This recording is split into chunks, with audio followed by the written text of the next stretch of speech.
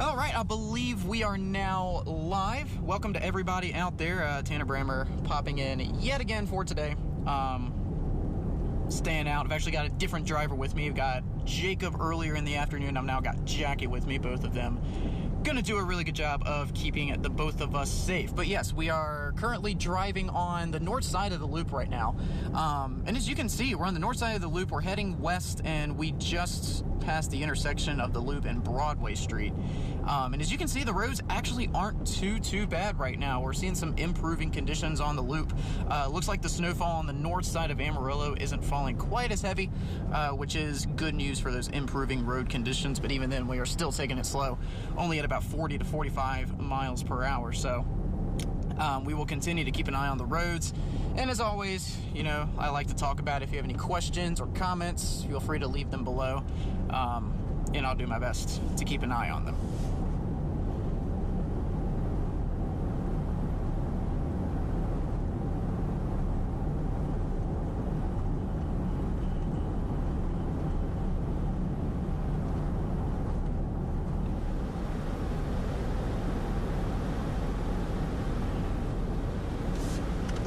Are we live?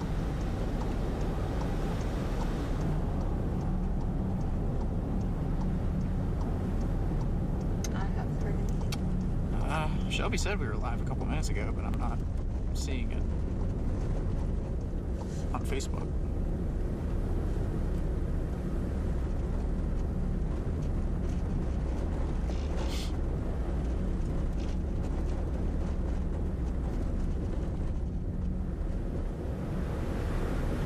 Oh, I think we just started like 15 seconds ago. Okay, here we go. I guess we are live now.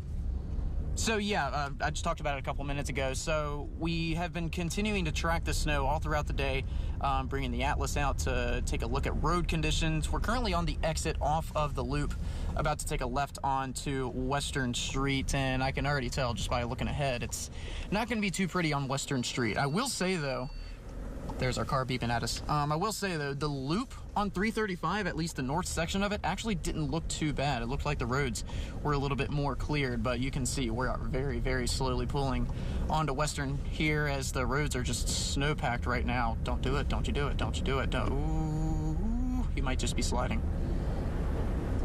All right, we're good. Yeah, just another reminder to everybody out there watching, please be careful if you have to head outside today. Talked about it a little bit ago. I had one of our photogs, Jacob. He has gone home from the day, so I now have Jackie with me.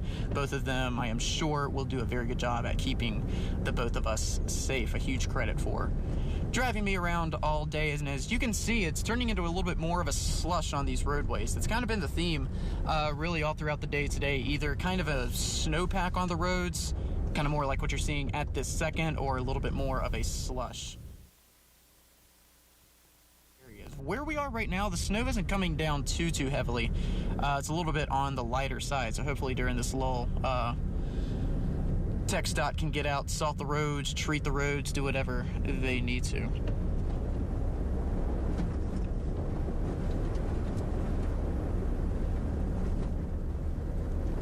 But yeah, as always, if you guys have any questions or comments, feel free to drop them below. One more time, we are on Western Street going southward. We're about to hit Western Amarillo Boulevard, and we are taking it nice and slow right now. You can see this road is purely snow covered, so we're only going about 30 miles an hour, whereas the speed limit's a good 55.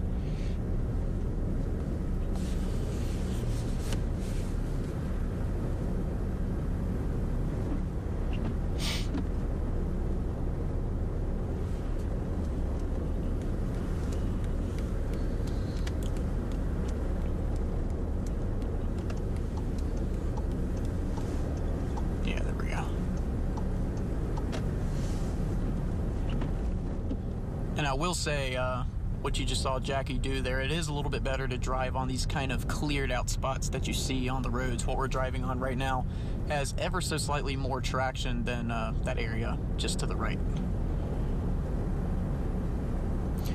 But yeah, we will be continuing to stream all throughout the afternoon. We'll be cutting in during the 5 o'clock show. Dave will have a full look at your forecast. Coming up on live at 5, Kevin will dive in at 6 and at 10 later tonight, so be sure to tune into that.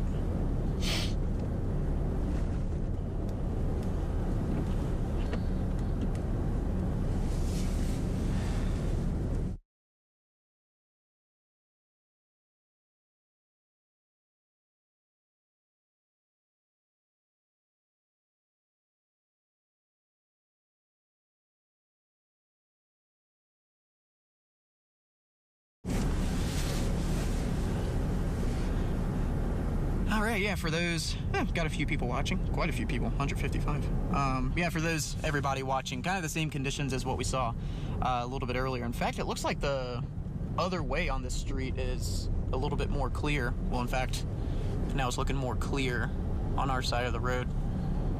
That's kind of what it's been all throughout the day. On some roads, it'll be some areas of snowpack, like, you know, what you're seeing right here, and then it'll just turn into more of a slush at some times, like what you're seeing here, and then some areas of some pure asphalt. These are the areas that we like to see most. Lori asking, did you ever make it home to change? No, that is actually what we're on our way to do right now. I made sure not to forget my house keys this time.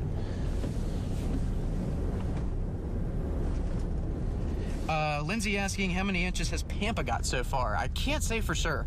Unfortunately, since I've been in the car all day, I haven't really had a chance to keep up with the National Weather Service or any other reports. That might be a good question to ask whenever I get back. Apparently Canyon already closed schools for Friday.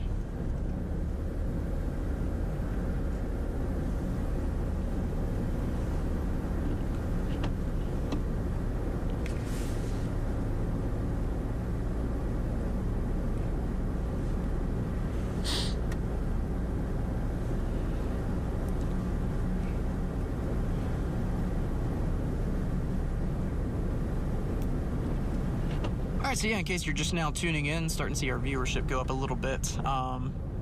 If you're just now tuning in, we are heading southbound on Western Street. It's been just kind of some mixed road conditions just on this road alone. We see some slush, we've seen some purely snow-packed sections, we've seen some clear sections. The areas that haven't been treated yet are still, you know, pretty solidly snow-packed right now. But, you know, where the plows have been, like I assume here on Western Street, it's looking a little bit better, but still, you know, this is one of those days where you definitely want to stay inside if you have the option to do so. But if you do have to head out, definitely take it easy. In fact, do you know where to go? Jackie, do you know where to go? Yes. Okay, cool.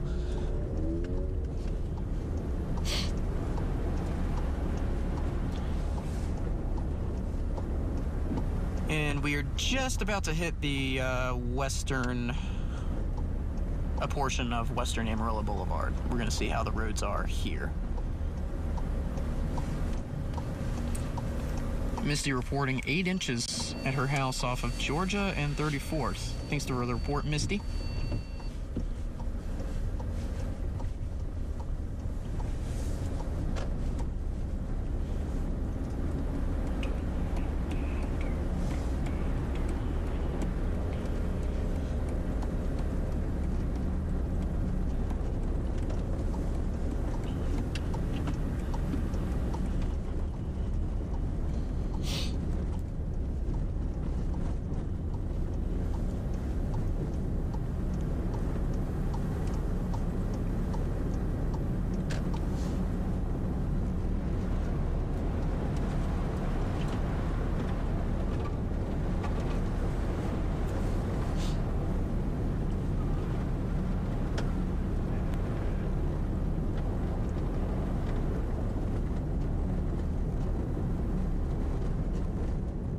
All right, looks like Western Amarillo Boulevard, looks like there's kind of, you know, usually there's 2 lanes, but it looks like one of the lanes has been cleared off pretty nicely.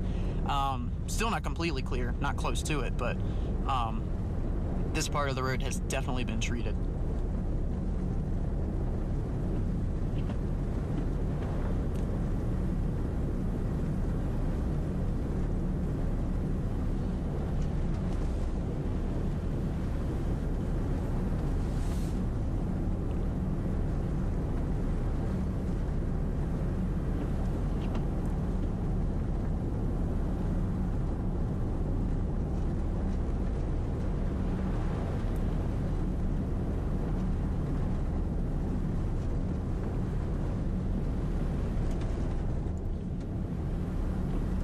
All right, Western Amarillo Boulevard, kind of looking the same as Western Street. You know, some areas of snowpack, like right here, or some areas of a little bit more of some slush. But overall, I will say, still slightly better than what we saw late morning, early afternoon time frame.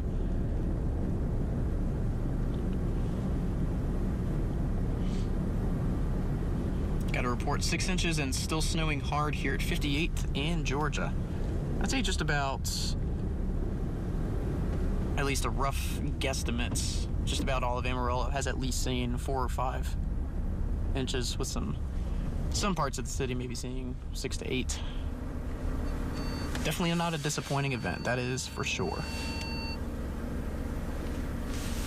Is it on the front bumper?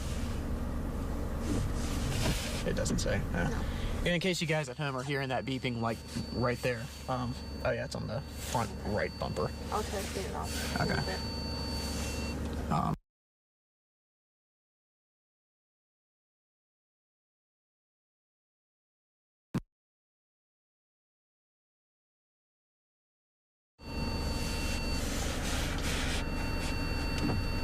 right, I think we're still live.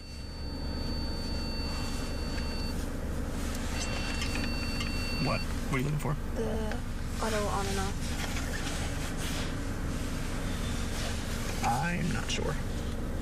Okay, that's why. Okay. Figured out. On and off is on.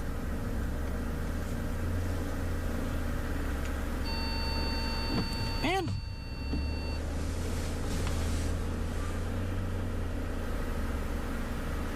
Oh, apparently AISD closed tomorrow. Smart. Yeah, so you guys can see, honestly, this portion kind of by Advanced Auto Parts, intersection of Jim Lake and Western Amarillo Boulevard, looking pretty clear right now. Definitely better, much better than some other parts of the city.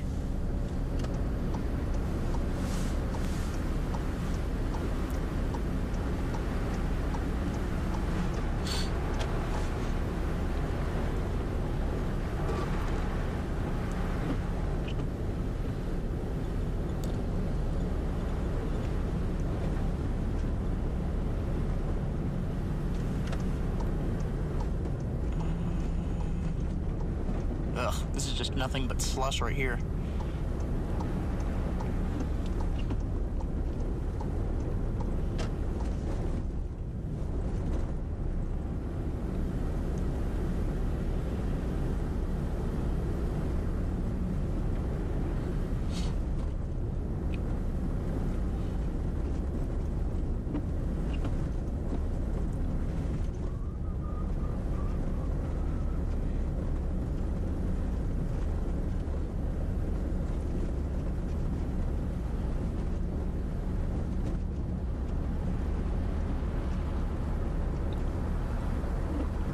Everybody at home, notice how we're taking it nice and slow over this bridge.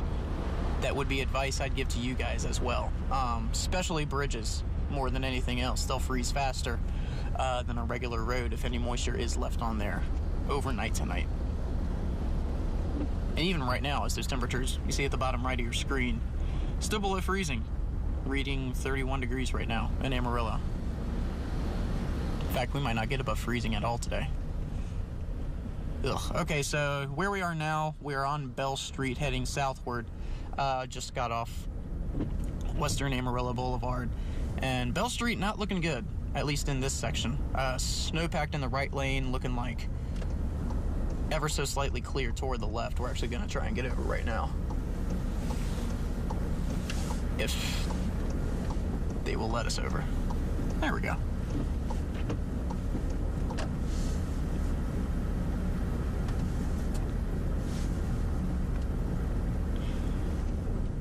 Stephanie asking, what about roads near Buc-ee's?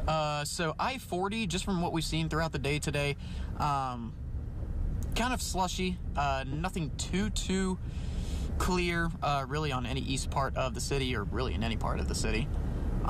Especially the back roads, though, like the parking lot in Buc-ee's. We were just there about, 2 or 3 hours ago, and it was like completely untreated.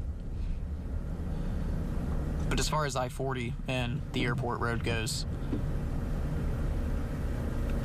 definitely still slippery.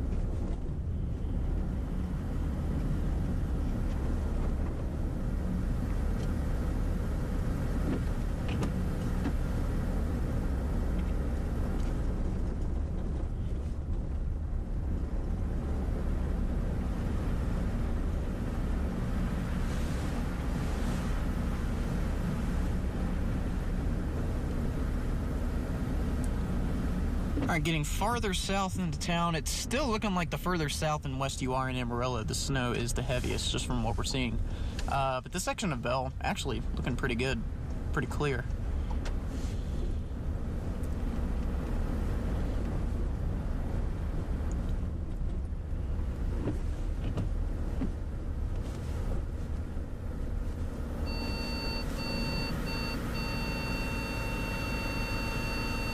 Man.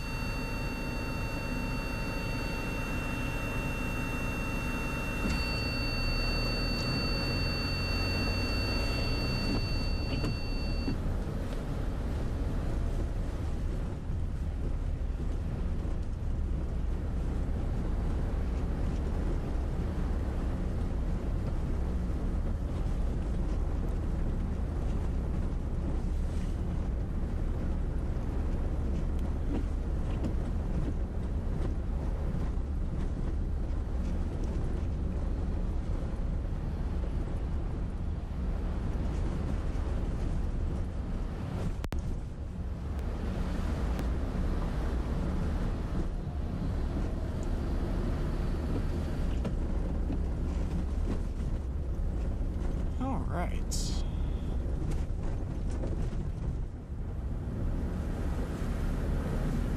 Do you know where to turn in? Is it that street? Oh. Yeah.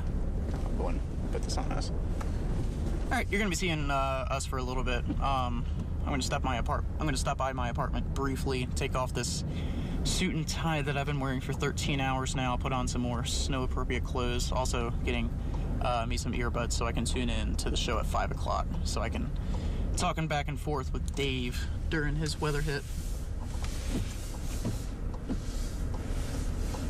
We're also going to take this opportunity to knock some of the snow off our bumpers. That's causing the first alert chaser vehicle's sensors to wig out.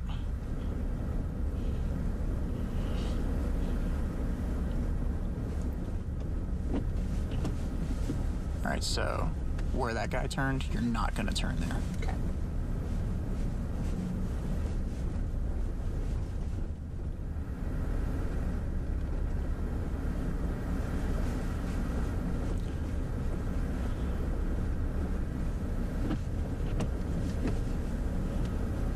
So for those still watching at home, there's going to be a little bit of a lull for 5 minutes, but we're going to head back out in about 5 minutes toward Bushland, and we're going to set up, yeah, right here. We're going to set up to give a live update during the 5 o'clock show. I will say, in my neighborhood, though, where the roads are completely untreated, yeah, it's just covered in white right now. And probably going to be covered in whites probably all throughout the night tonight unless it gets plowed, as temperatures are going to be very cool. Also, watch out. Slow down, slow down. Yeah, there we go. Oh, sorry. Should have warned you about that. I didn't realize there was speed bumps. They're doing a good job being covered. There's one more right up here. Mm-hmm. Oh, yeah. I see it. Yeah. And then...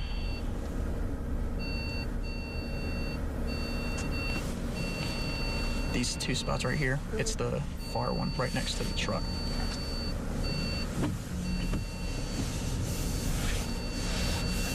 All right, guys, we're going to step away for a little bit. Like I said, I'll be back in about 5 minutes or so. Perfect parking.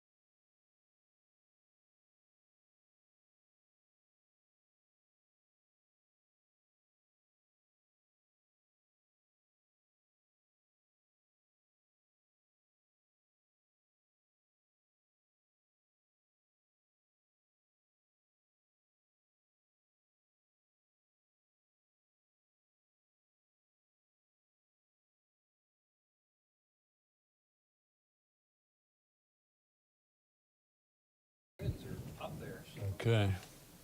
That's definitely a factor. Let's see. Okay, that looks good. Okay.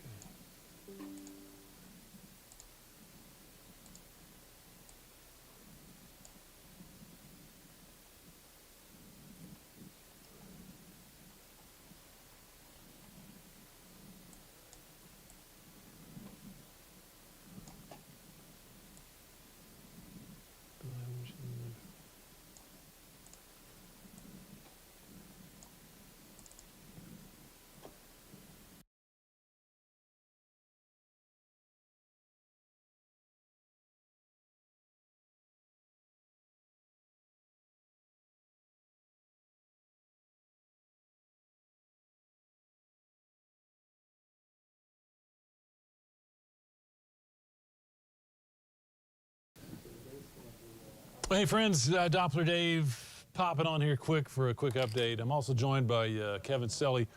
Kevin, I might want to get some interaction with you. We'll get mic'd up.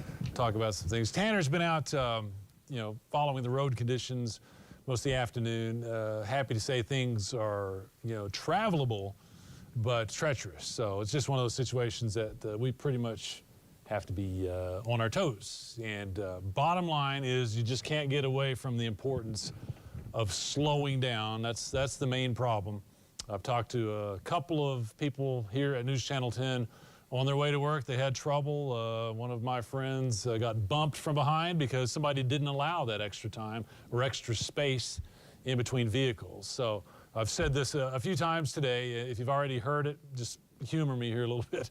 If not, though, it's pretty profound, and that is anybody I've ever talked to or anybody I've ever seen that has had an accident due to slippery conditions or snowy roads or ice, they automatically regret how fast they were going. Yes. So, just think about it. If you're going slow, you have time to correct. You have time to adjust. If you start to fishtail a little bit, okay, you can correct that if you're going slow. If you have an unexpected, car get in front of you, if you have space and you're going slow, you got time to, just let your speed and your momentum slow down by itself. If you have a stop sign come up in an intersection, if you're going slow, you got time to react. If you're going fast, forget it. Yeah, and I'll add on the bridges, because I noted this coming in, you're more likely, because those have the cold air going under them, Yeah. to get an icy situation there. And so bridges, one of the tips can be to release or let up on the accelerator.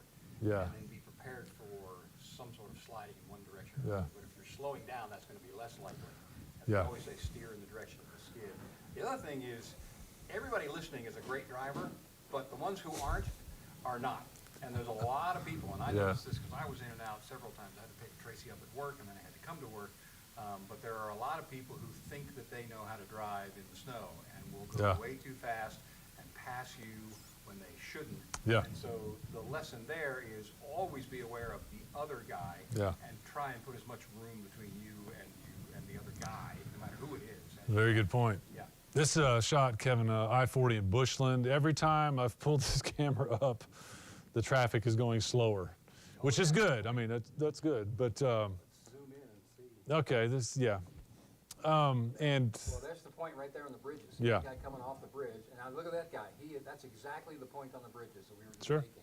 He has slowed down He has to. because of that cold air now, coming under. right now we've had the benefit, even though has not been a sunny day, there's still solar radiation. Some wavelengths get through the clouds and they get to the surfaces and they keep them active and warm to where it doesn't turn to solid ice. And you can see they've been treated there.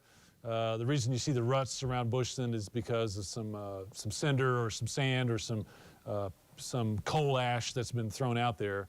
Under the bridge, though, it hasn't melted off. I'm just saying this because we're going to lose the sun in about an hour, and we're going to reverse that process, and things will really start to ice up a little more. So we're panning back towards Amarillo. That's I-4. I don't want to be on that.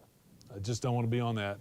So we've said, if you can stay home, I know you could probably deal with the slush and the snow-covered roads, but the fewer vehicles we have on the roads, the better. It's easier to put space in between. Notice this is almost all truck traffic. Have you noticed that? I mean, Yeah. these are guys, they're going to go through no matter what. And for whatever reason, because I had to pick Tracy up around midday, I had to be on 40 for a minute, and for whatever reason, the traffic westbound was heavier. And so that's just something else to keep in mind. If Yeah. you have to go west, maybe don't, but if you do, just know that it seems, and this picture kind of bears it out right here, for whatever reason, people coming from Oklahoma or Yeah. wherever, there are more of them, and obviously Yeah. you can see that that's more trucks as well. The good news is there's just not many cars. People have figured that out. And Yeah. take that lesson and say, you know what, this snow is going to go for a couple more hours. It's going to taper off. I think probably by, I don't know what you think, Dave, by 10 to midnight, Yeah. most of us will be done, or just some light snow. Yeah, I We've think got a so. couple more hours to go, that said. So yeah, we could add another inch here, and We the could. clouds can only keep up so fast. That's right, and I'll get to radar coming up. Winter storm warning continues. Here is radar, and there's that band that has shifted a little bit to the east, but still the bulk of that moderate to heavy snow is Perryton, Spearman, down through Groover, places like Stinnett, Borger, and even East Amarillo. Bring it in here. And yeah, you know, so far, earlier today, most of the heavier snow was, I think, the western and northern part of Amarillo, but that's kind of evening up in the east. The airport's getting it there. Still snowing on I-40 like we'd see there from Bushland. But another area that's been pretty hard hit is up there, Fritch, Sanford, and Borger. I'll be on at 5 o'clock. We'll take a look at Borger and see what that's looking like. But that's some heavy snow. We've had 4 to 7 inches. At Amarillo, a good 5 to 6 has been pretty common. 7 or a little more out towards Bushland, but that's also going to be catching up there. Fritch, Sanford, and Borger, they've been under that belt for quite a while. And you folks up around Spearman too, Stinnett to Spearman, that's kind of the heaviest snow right now. That'll eventually get over towards Perryton, maybe Pampa, Miami Canadian, but so far it's been that belt. Getting down to Canyon's getting some of their heavier snow right now. Paladuro Canyon is closed. Think about going down that incline, Kevin, with That would not be fun. yeah, so they just went ahead and closed that. More moderate snow, Dimmitt, Hart, Tulia, you'll start to get some of that. Again, as far as actual totals in that purple belt, 4 to 8. It ticked up a little more even today, but we kind of had that zone covered. Down towards Childress, couple of inches. I don't think they'll probably get to that 4, but 2. And then in the northwest, 1 to 2. I think that's been pretty solid there in that lighter blue. Here's the model run that we're talking about. So next couple of hours, you can see that band kind of decrease in intensity, and also in instead of being a real solid band, it kind of spreads out into some lighter snow. And yeah, by 10 to midnight, I think we're down to just patches of light snow. So the actual accumulation should slow down. We even start to see clearing by daybreak. Now, temperatures, obviously, when you're getting snow, it's going to be cold. Most of us a little below freezing, but we'll drop faster once we lose what little bit of solar radiation we have coming in. Kevin, this is something that's new over the last hour. Yeah, I got a map over here. If you want to get to max 3 eventually, we can look at that Okay. as well. But yeah, let's talk about that, because the wind gusts Yeah. west. And if you look at the surface pressure gradient behind this cold front, which is now most of the way through, it is obviously really picking up. These peak gusts to 60 miles an hour, I mean, that's thunderstorm outflow. Yeah. And we don't have those. So the pressure gradient is going to be tremendous coming out of the mountains, and that will spread to the south and southeast.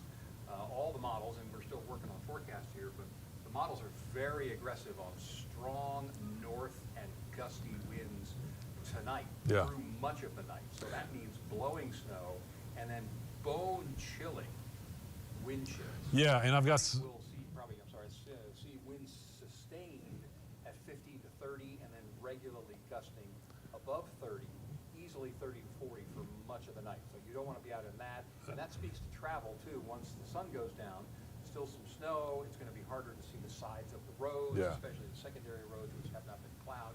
And if you get off the road in one of those with a sustained 30, 35 mile an hour wind, that is the type of stuff that we don't want to see people trying to dig themselves out in, because that leads to big problems.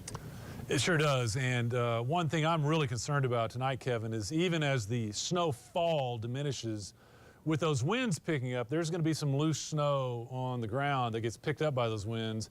That's going to lower visibility, and it's also going to continue to throw that on the roadways. So even places that have ruts or have been plowed, even though it's not going to snow a lot more from the sky, we're going to move some of that snow from the ground back over the roadways, limit visibility, and keep them slick. So sometimes we call that a ground blizzard. Whether or not that actually materializes, we'll wait and see, but it is a concern. And, you know, if we're discouraging travel anyway, hopefully we get folks off the roads before tonight. And that's not a big concern. But if you are out on the roads, that'll be a concern. And Kevin mentioned the wind chill. You know, we're going to see wind chills really drop off. In fact, we've got a wind chill outlook. I mean, after midnight till daybreak, it's going to feel like it's in the single numbers. And that's just dangerous and can be lethal, too. Yeah, let's talk too about morning travel, because temperatures are going to stay well below freezing. So the snow that is there is not going to melt. Yeah. But on the roadways, especially around intersections and where plows have come through, you're going to have some slush. Yeah. Just because of the traffic that goes by. Well, when the traffic ends later tonight and then overnight, by daybreak, that's where you get that slush freezing over, and you get that, what I call chunk ice, which is just devastating to try and navigate around, especially around the intersections, and then get your car's suspension all messed up and slide on that kind of stuff. And you bump and it throws you off. So while there may not be some melting, there is definitely some slush that is going to be frozen rock solid in the morning. We can almost guarantee that. So we're going to be dangerous through mid-morning tomorrow. Plan accordingly. I got to get ready for this 5 o'clock show coming up. Kevin will be on at 6, but let's send it back out to Tanner. He's out keeping an eye on roadways. Looks like he's on I-40. Tanner, we're sending it back to you.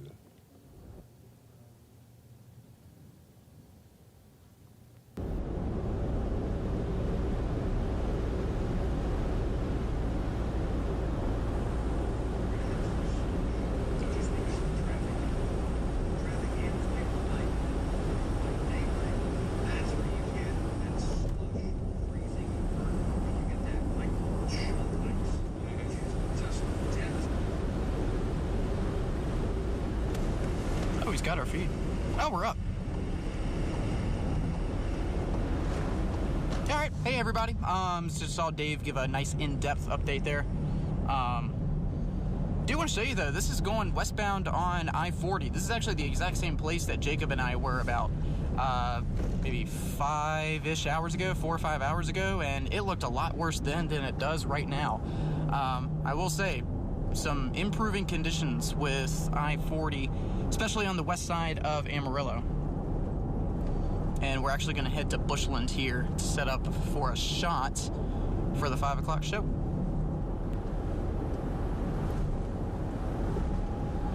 Yeah, you can see even the overpasses.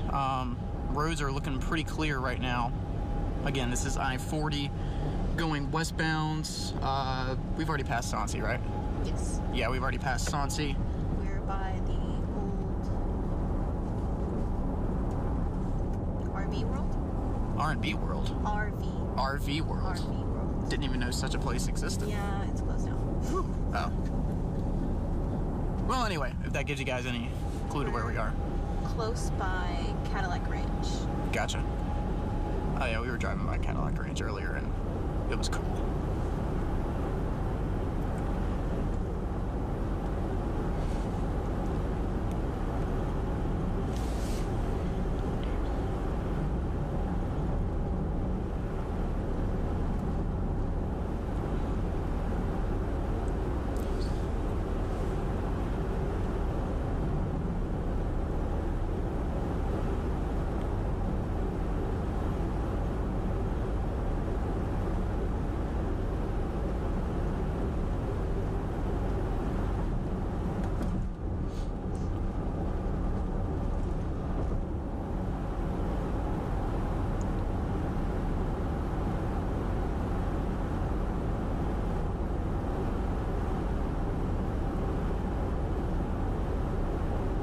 Really nice.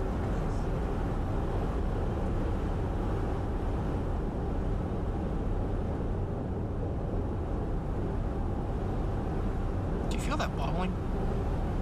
Yeah, it's probably ice by the wheels. Oh.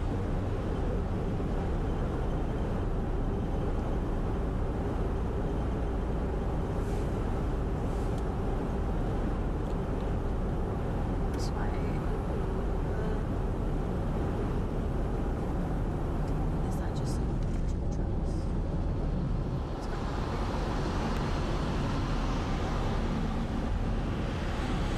Oh.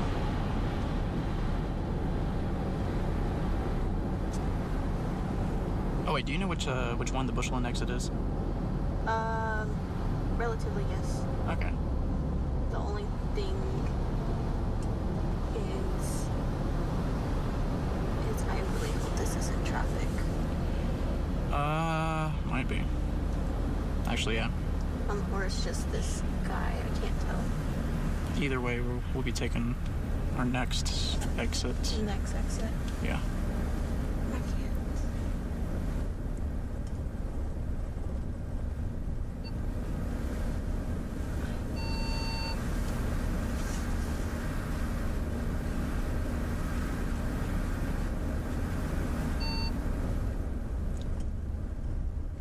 All right, yeah, for everybody still watching, looks like we're running into a good bit of traffic here. Might be a wreck up ahead. We'll just have to wait and see.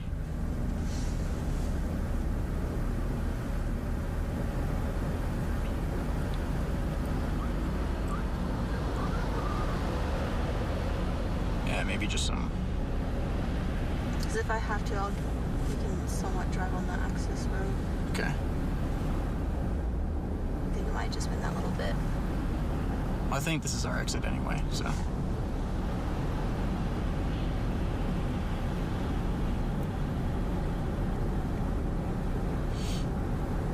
Or wait, maybe it's not. No, it's not. I was incorrect. Do we need to be on the north side or the south side? South side, South side. I think. Well, it looked, because from where he was showing me, it wasn't where most of the buildings were. Yeah. So that would be the south side. Yeah, I think it's exit 61 is the one we're supposed to be on. 61 or 62. Wait. All right, looks like we're coming to a standstill.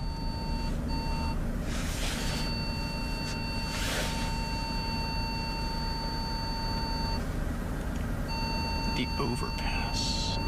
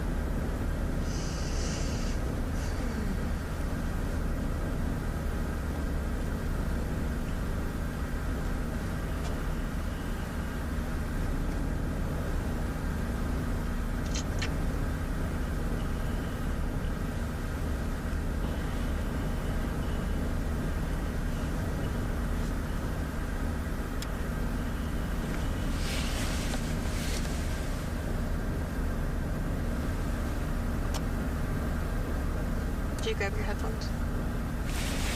Your earbuds in them? Yes. I would have been upset if I did not. All right, yeah, it must be, for those still watching, some type of wreck up here, because we're basically at a standstill now.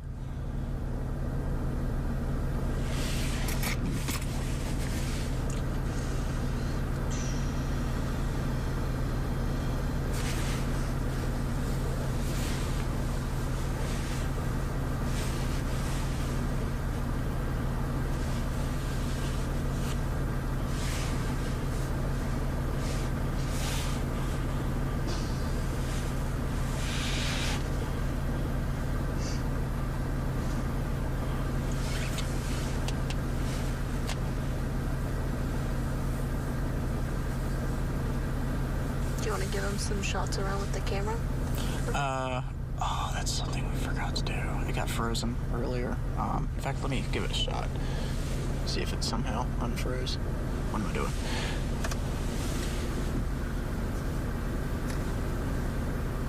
Oh, it's... Stuck. yeah. I don't know what that means. So I guess we can't use it. Oh well.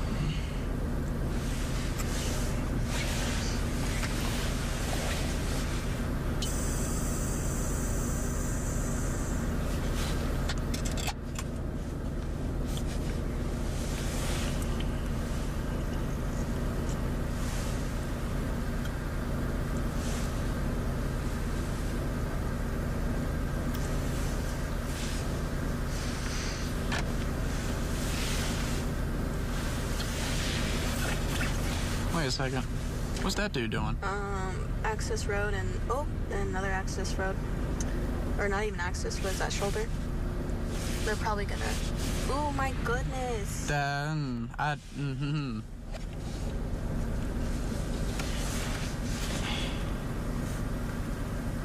I can hear you, Allie.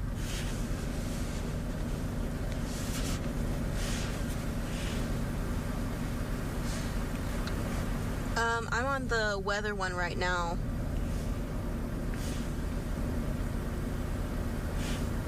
Probably, yeah. Tanner is probably gonna have his earbuds in too.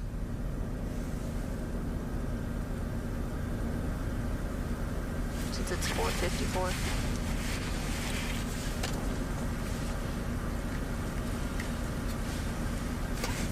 I'm gonna go and get on Unity.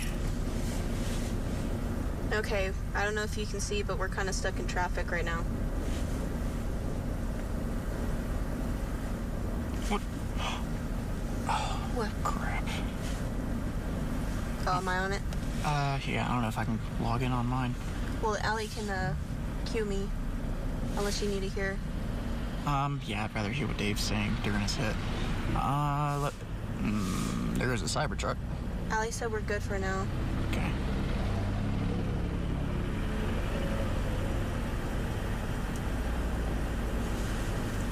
Okay, we're kind of waiting for this, like, next exit to come up. But I don't know how close it is because there's a lot of semis around me. There's a sign right up here. Yeah, should be coming up soon. Oh! Oh my That's gosh. scary. Yeah, that is not smart right there. That is not smart at all. Have no idea why 18-wheelers are trying to drive on the shoulder. That was very scary. I'm glad we're getting off right here. Yeah. We'll both double check that no one's trying to drive on the shoulder. Yeah. Yeah, okay. We're about to hit exit 60, Arnett Road. So I think we're relatively, if I can drive on the access road, I should be able to get to the spot. But yeah, 15 minutes.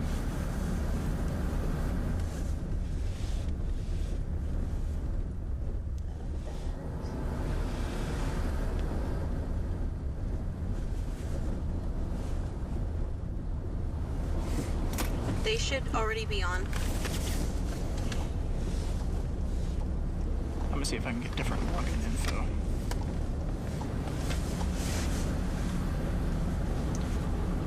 Yeah, just tell me when y'all are ready to do mic checks.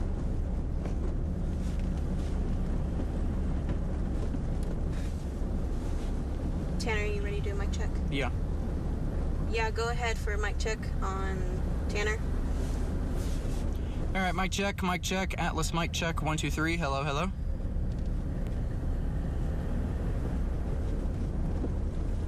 Alright, they got us. Okay. Can you ask if Dave's taking me during first look or main hit? Just main hit. Okay. Okay, so we still got time. Yeah, hopefully the access road starts not. Forward.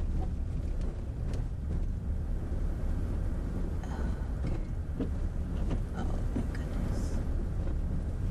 Maybe we will be able to go just a little bit faster. Hey, do y'all want me to stay on weather or go to Maine?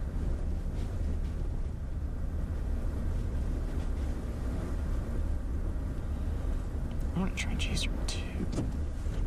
Dang.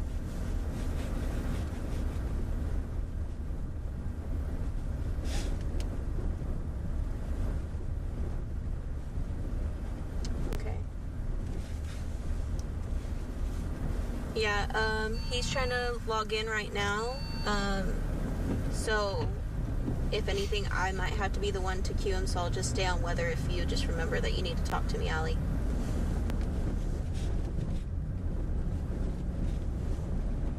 Okay. Allie's gonna cue me from weather, so I'm still on the weather thing, but you might not be able to hear Dave and Kevin unless...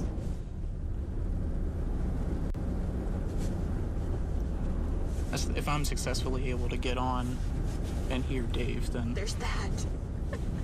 The other earbud. no offense or disrespect That's against fine you. if you don't. but yeah, I'd rather not. I'm very funny about that kind of thing. I know. Okay, so yeah, for those at home still watching, it's basically a standstill west of Amarillo, going westbound on I-40. I'm not sure if there's a wreck or if it's just bottleneck traffic. There's a car that's drifted off right there. Yeah. That's a tough situation. The bumper-to-bumper traffic on I-40 westbound west of Amarillo that we're seeing right now. So definitely want to avoid this part of the interstate if you do have to head out.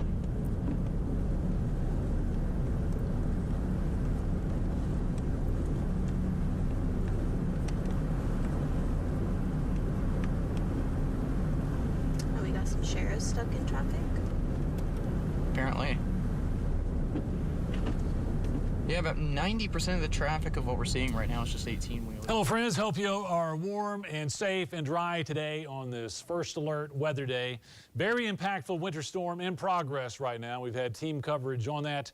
We'll continue that throughout the evening until those hazards die down. It's just a widespread, sprawling winter event. We have winter storm warnings from our area all the way across Oklahoma and Dallas, pretty much off the map here. So a very large chunk of the central United States being impacted. For us, winter storm warning continues through tonight, and we expect, treacherous travel through tomorrow morning until we can melt this off. You can see snow continues for most of the area. As we kind of zero in on this, you'll see that we still have a heavy belt from about Amarillo to Borger to Spearman to Perryton. I'll be back in a few minutes, and we're going to track exactly where that snow is, how heavy it is, how much has fallen, what road conditions are going to be looking like. We'll go out to Tanner in the Weather Atlas. That's all coming up here shortly. Right now, let's send it back to news.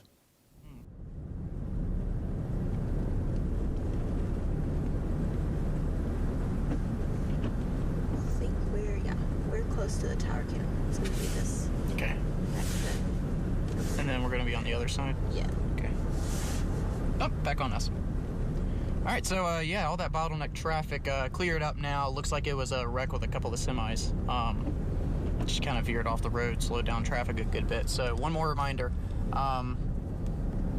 if you do have to head westbound on I-40, you are definitely going to run into some bumper-to-bumper traffic. I would advise taking the service road, like we are. All right, I think I see it. Oh, never mind. No, because we're still 1 mile from Bushland. No way we can see that.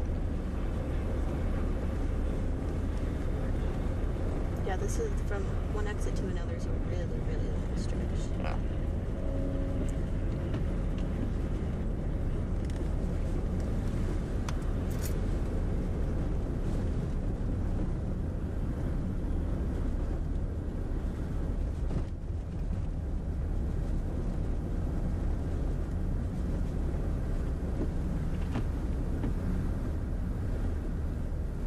Oh no.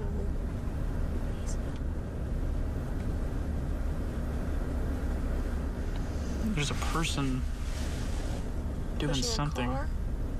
No?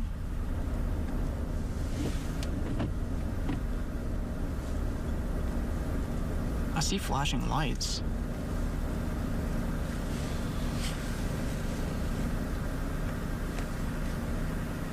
Oh, please.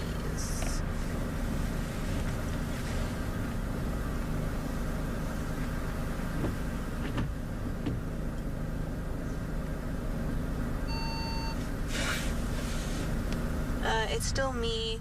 Tanner couldn't log in through a different Unity.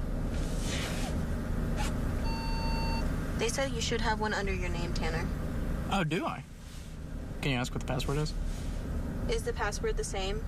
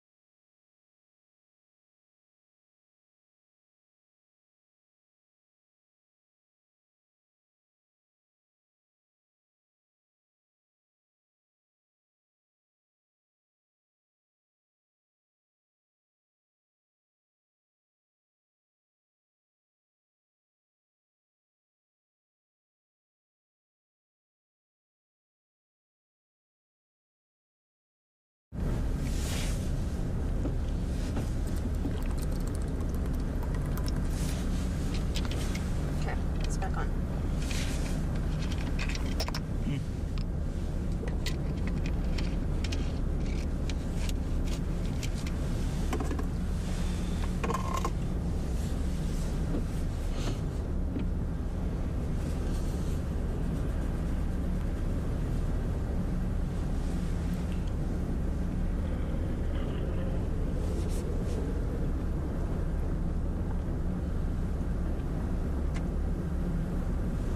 You're routed into frame 3. I'm gonna be in frame 3? Yeah. Okay. So I'm hearing Lindsay in frame 1. Is Dave gonna be in frame 1 too? Is that how that works? I think they want you in frame 3. You want me in frame 3?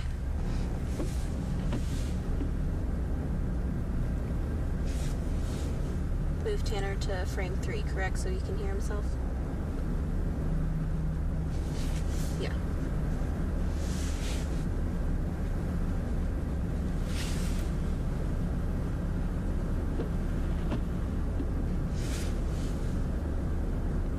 We're coming up to those very big white buildings by Bushland.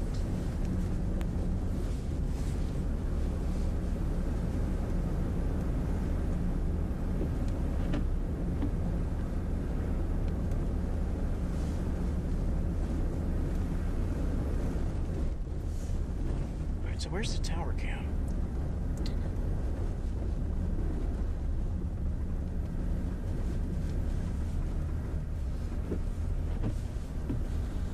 Oh. I think So just go south, correct? Or can y'all see us? Where do we need to be?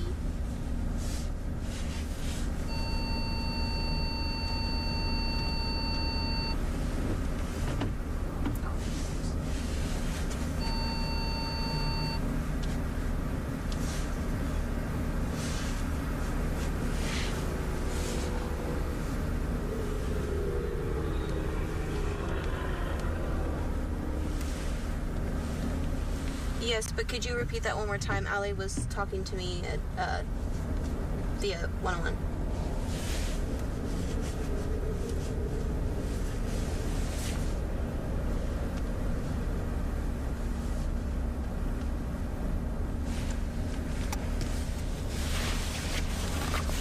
Okay, yes.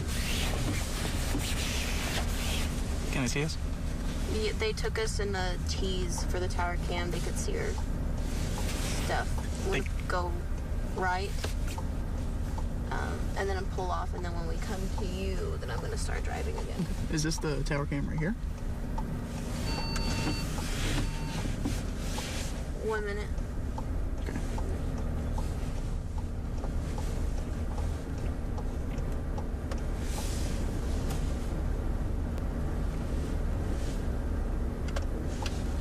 Seconds. Pulling into nesting.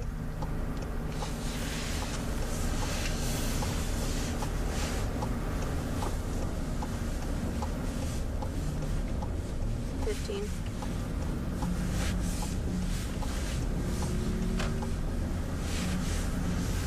Oh.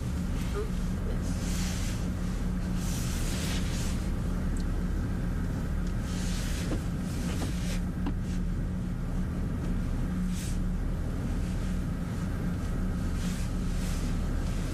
All right, I'm hearing Dave.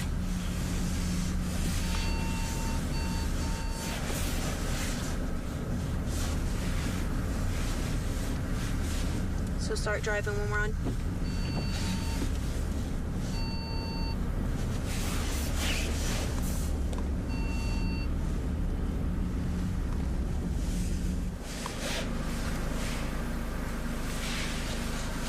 Okay, do we need the inside cam? Yeah, let's do that.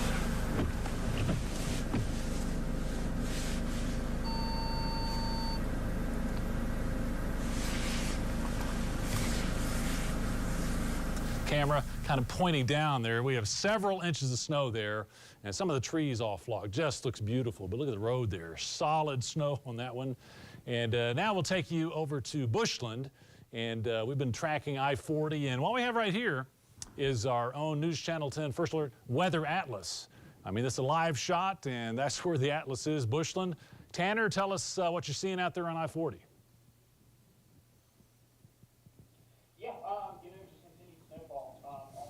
You know, heaviest of the snowfall occurring this afternoon. Kind of still sticking around for the evening, but we are right here in Bushland, as you saw in that lovely tower cam. In fact, I'll switch to our front camera. As you can see, this isn't an untreated parking lot, and as you can see, no road is visible. Quite a lot of accumulating snowfall. In fact, we're going to attempt to pull off the road here if we can get out. Yeah, there we go. So continued heavy snowfall for parts of the region. Again, this is a live look at Bushland. You're seeing some untreated roads here. A lot of the untreated roads, not only in Bushland, but you know, in Amarillo as well. We've been driving all throughout the day, giving you live looks. And it's just not a pretty scene anywhere. You know, definitely treacherous driving conditions. If you have the option, definitely stay inside. You can see us about to pull onto a little bit more of a main road, and this is kind of the scene that we've seen more on the main roads today. Talking about I-40, talking about Amarillo Boulevard, Coulter, Soncy, Highway 60. A little bit more slush than anything else, as you can see right here, which isn't the worst, but it's definitely not the best either. So we're going to take a left out of here. We'll give you one more look at what this road is looking like. And we are streaming on social media, on our Facebook at News Channel 10, on News Channel 10's YouTube, as well as our website, newschannel10.com. So we will continue with the latest updates with road conditions throughout the rest of this evening. Well, I'll go ahead and send it back to Doppler Dave in studio to take a dive into your forecast. Thanks, Tanner. That's heading south now on Bushland Road. We've had reports of more than 7 inches of snow out at Bushland and still coming down. Here's our wide swath of winter advisories. We'll focus on our area. We still have our winter storm warning in effect in the pink, surrounded by a winter weather advisory. Again, just several inches of snow, and roads impacted by all that is our main concern. If we look at the broad picture, got this disturbance right now right overhead. We have a widespread area of snow. It's not heavy everywhere. But here's some of the latest on Super Doppler. Again, we've had snow kind of pick up across the northwest. I'll get to that. But this dark green belt right here, that's the band of snow that we've been anticipating. And it's behaved pretty well as far as what we anticipated from the models today. It's set up earlier from Clovis to Hereford to Amarillo, up to Borger, Spearman, and Perryton. Lately, it's from about Canyon, Amarillo northward that we have that belt of very heavy snow. light to moderate elsewhere, but we'll track that heavy band just kind of moving out of Amarillo now, out towards Washburn, Panhandle. Borger, Sanford, and Fritz have been in it for a long time. That's why we could see that postcard from Lake Meredith, all that heavy snow. Skellytown, White Deer about to get in on some of that. Further north, we'll extend that belt now. Borger, Stinnett, Groover, and Spearman last couple of hours have been involved in that heavier snow. It is inching its way off to the east towards Perryton, towards Follett and Lipscomb, those areas. Down to the southeast, we've had a little uptick on I-40 from Groom out to McLean. Shamrock, not quite yet. Wheeler getting some of that, but that will lift to the northeast, fill in probably a little bit. And then back across the west, here's some of the snow coming from the north now, back across I-40. So Vega, you've had several inches. You're going to add on to that. Hereford, you've had several inches. You'll get a little more of that. And that's going to continue the snow coming across I-40 to Wildorado, Bushland, Amarillo will get more. Canyon and Happy, Hart, this band heading off to the east. If you're in Tulia, it's about to come your way. And once again, when we go back to the northwest, still snowing, intensity coming down. But, you know, it can affect visibility, especially when the wind kicks up, which is another factor that we're going to take a look at here in just a few moments. 4 to 7 or even 8 inches in some of the hot spots or the most impacted areas. And it's going to take a while to thaw that tomorrow morning. But as far as actual snowfall the rest of the evening, I think it's kind of peaking. Probably keep that band going till 7 or 8. And then after 9 or 10 p.m., we're down to that light snow clearing out after midnight as far as snowfall. But look what's happened. Last couple of hours, the wind really getting up. Dalhart 46, we had a 60-mile-an-hour gust there.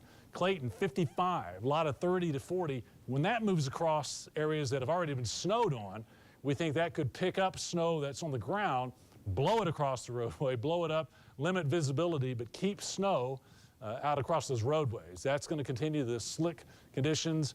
Temperatures will be below freezing. We're going to refreeze the wet and the slush that you saw there from Tanner earlier. Wind chills are heading down, probably single numbers by tomorrow morning. So again, just stay home in your warm, cozy living room if you can. If you have to be out for some reason, you need to be prepared. Blankets, food, you need your cell phone charged. And if you do run into a circumstance that maybe you stall, run out of gas, have an accident, or get lost, stay in your vehicle. Don't go walking for help. Call somebody to come get you. Now tomorrow, about mid-morning, we should get enough sun on the roads to melt things off. Going to be a chilly day tomorrow with snow cover and a north wind. We're only heading to 34, but we'll have the sun out. We'll start the thawing process. By the weekend, we're back in the 40s, and we'll probably hold the 40s for several days, even trending up towards 50 about the middle part of next week. So once again, dangerous tonight, slick through tomorrow morning, and then we see some improvements. Lindsay?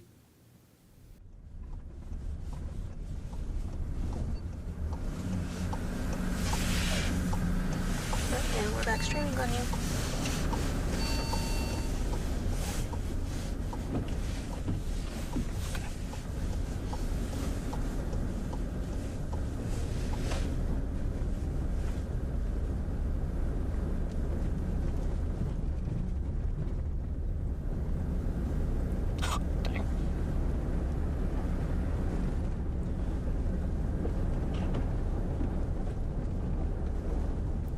Hey, anyone that's available, would one of you mind asking Dave if he wants to take one more of our live shots at the end of the show?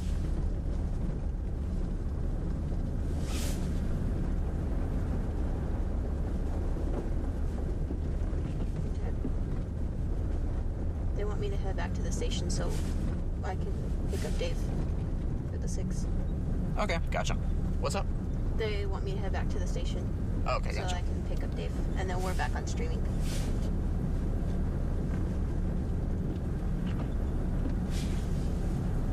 Okay, heading back.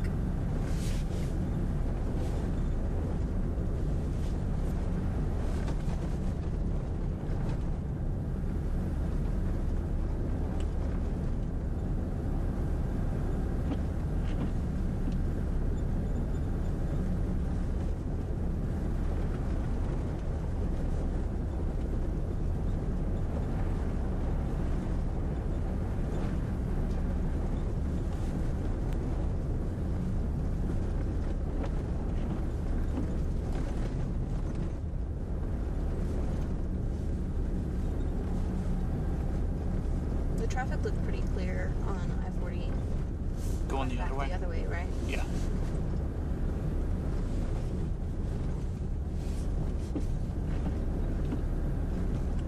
And then we're gonna cross her. appears that the loop is not bad. I mean, I don't think it's gotten any worse. Plus, a lot of people have gotten off work and driven on it.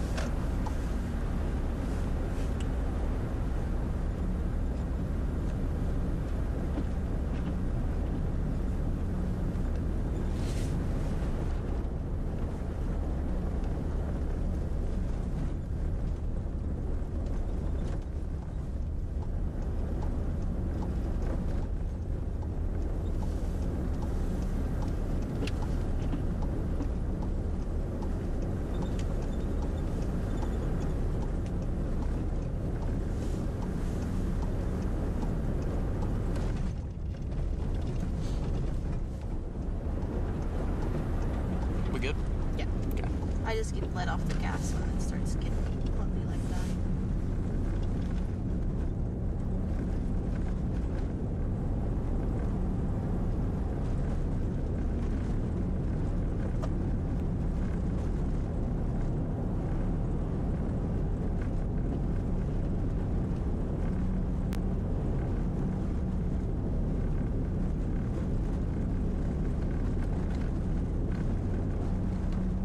Thousands of people left.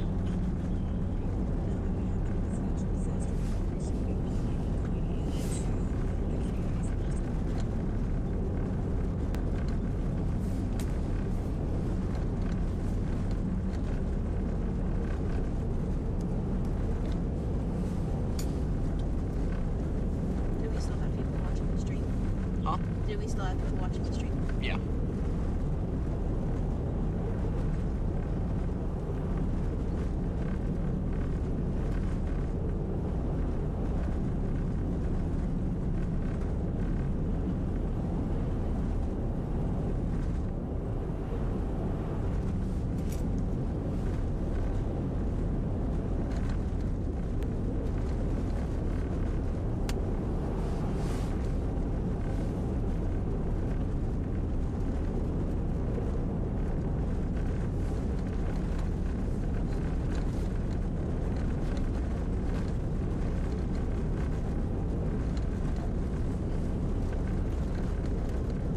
All right, so yeah, for those that are still watching, we can see the wreck that is causing all the traffic westbound on I-40.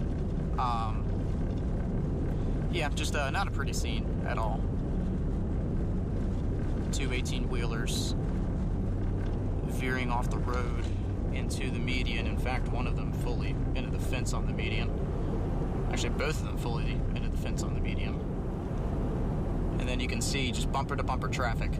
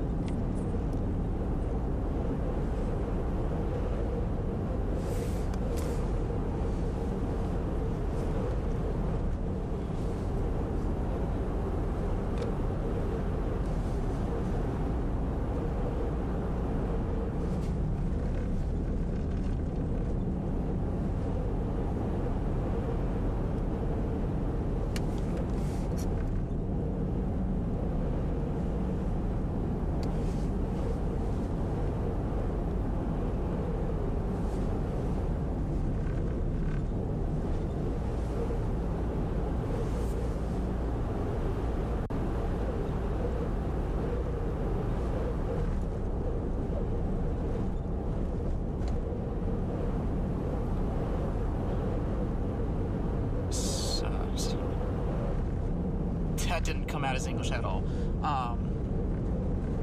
Still trying to listen and see if they want to take us one more time.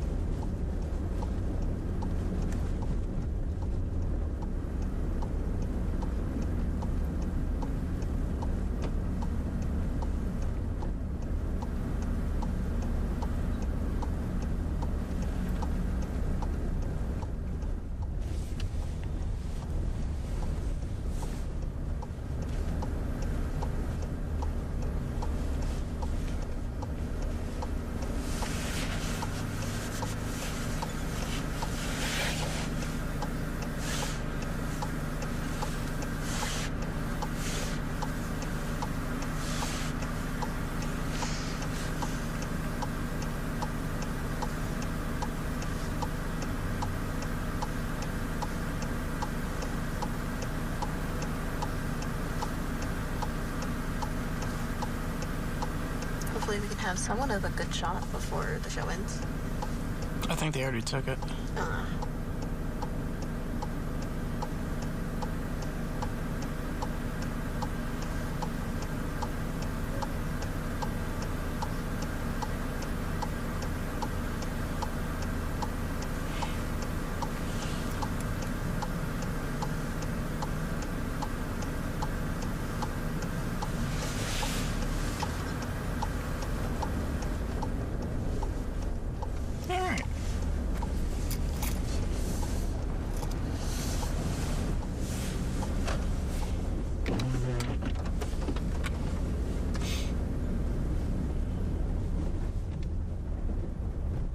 I'm gonna go ahead and log out of Unity.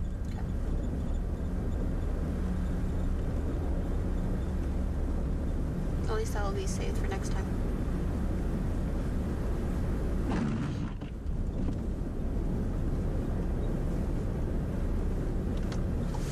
Well, besides the very beginning, I feel like that went overall pretty smooth. Pretty smooth for my first time. Yeah. No, you definitely did a good job.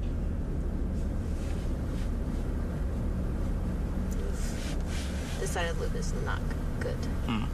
Well, it's not even really the loop yet. What is this? This is still technically Sauncey. The The- loop starts kind of like a little over there Oh, I thought like because of all that construction that they did. I had it completely wrong. I thought like Sauncey like was the loop. It used to be. So Sauncey used to run into the loop, and then I think it's like Hope Road now runs into the loop. Did they like extend the loop? Yeah, Or- they oh. extended the loop. Just coming back.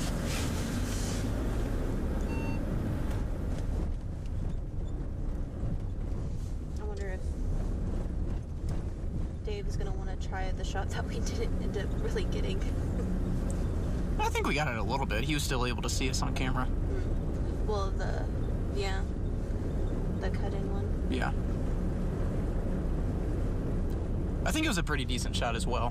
Because when he took us, we were still on the exit ramp.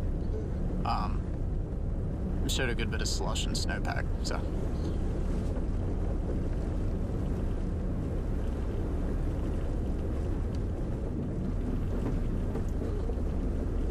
Oh. Sir. That's why you take it slow on snowy roads. Man. You can't even see any Yeah, tracks. there is quite literally no road here. We're just driving on white right now.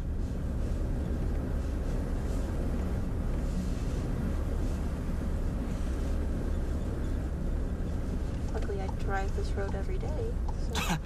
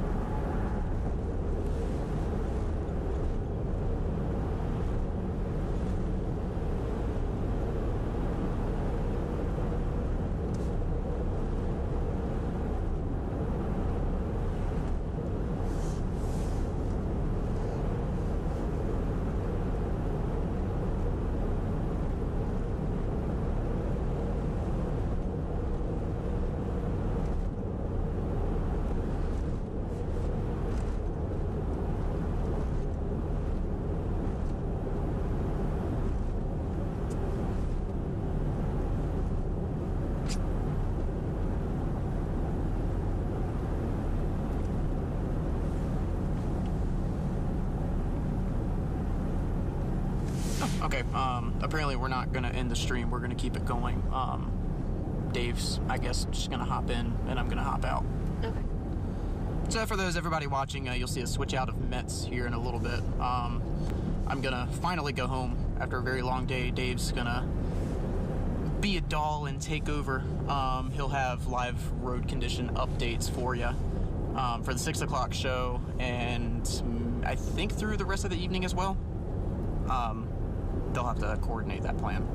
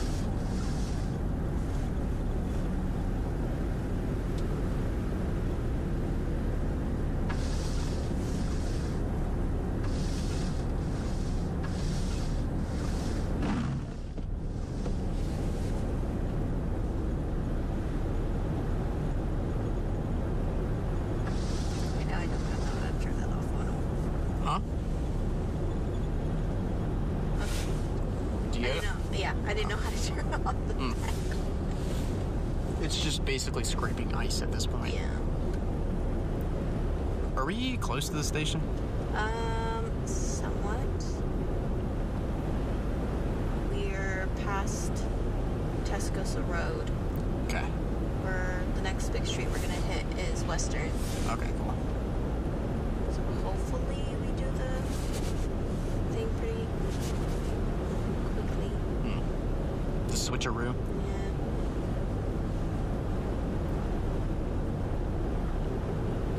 Are you just gonna stay in the car when we get there? Or- Yeah, most Okay. definitely. I'll let Dave head on out.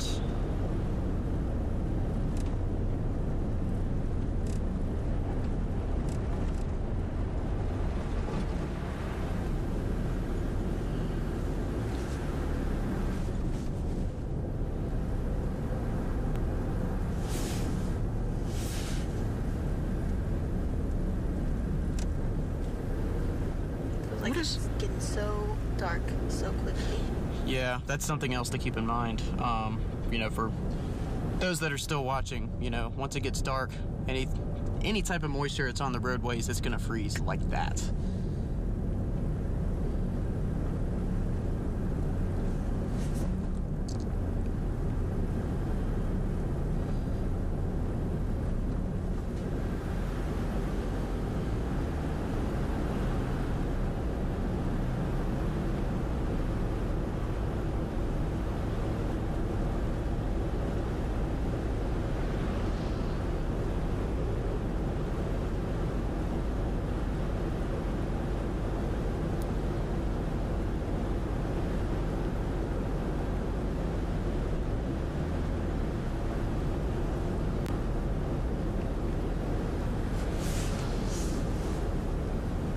Okay, I know where we are.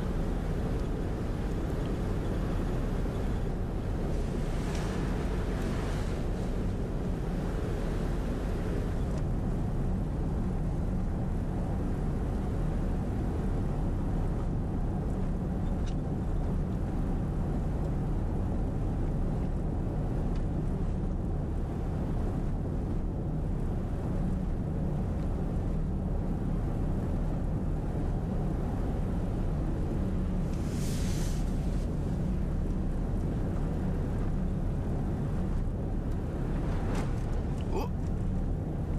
We good? Yeah.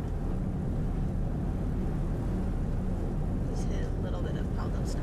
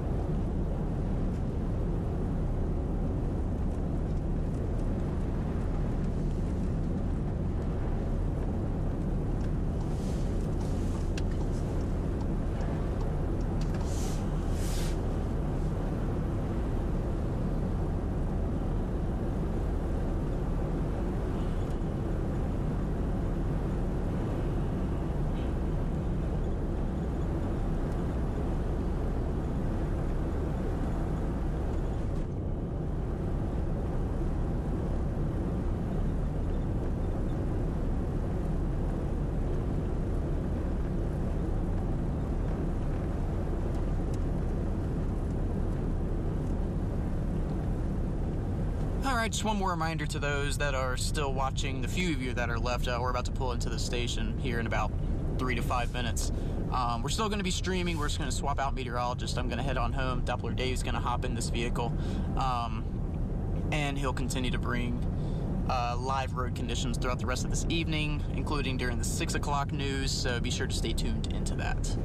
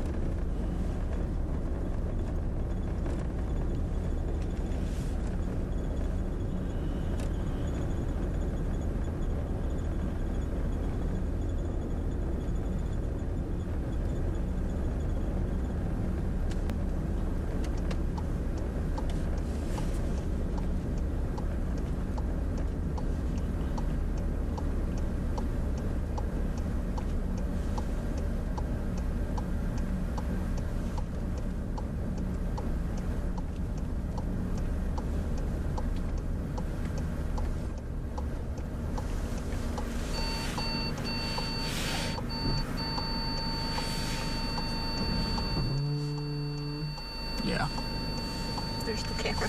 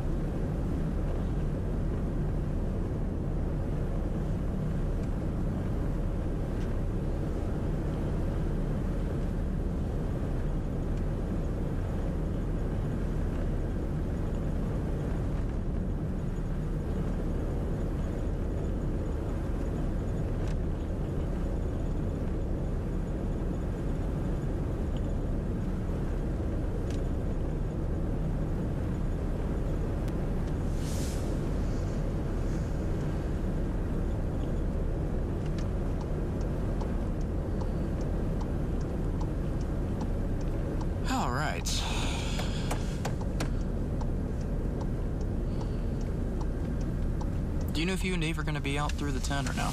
I have no clue. Who's that? Jared?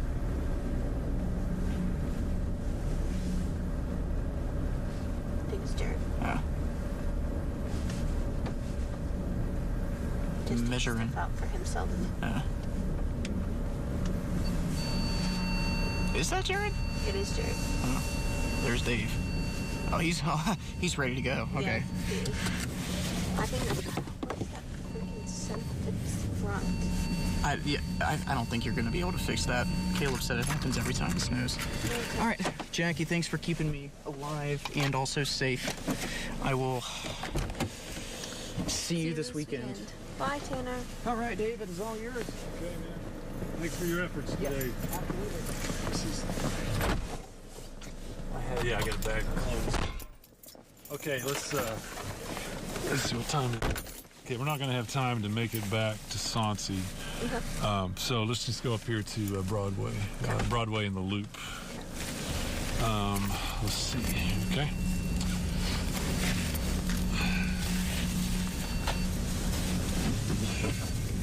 I got my lunchbox. And let's see. Does Tanner on Unity, is that how you guys are hearing?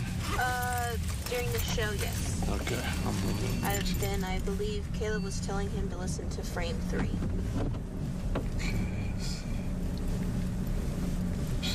Unity. Oop.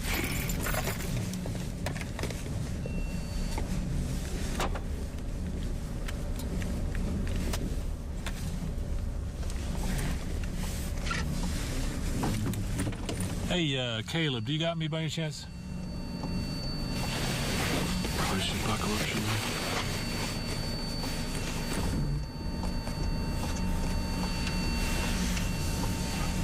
Checking in on Unity, Caleb, or anybody really right now.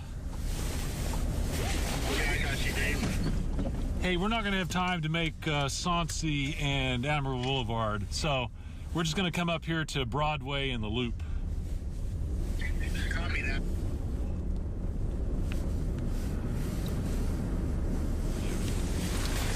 How do you like this stuff? There's a bit of pressure. It's the first time having to do this Yeah. for First Alert. Hey, just be careful right now. Don't worry about the rest.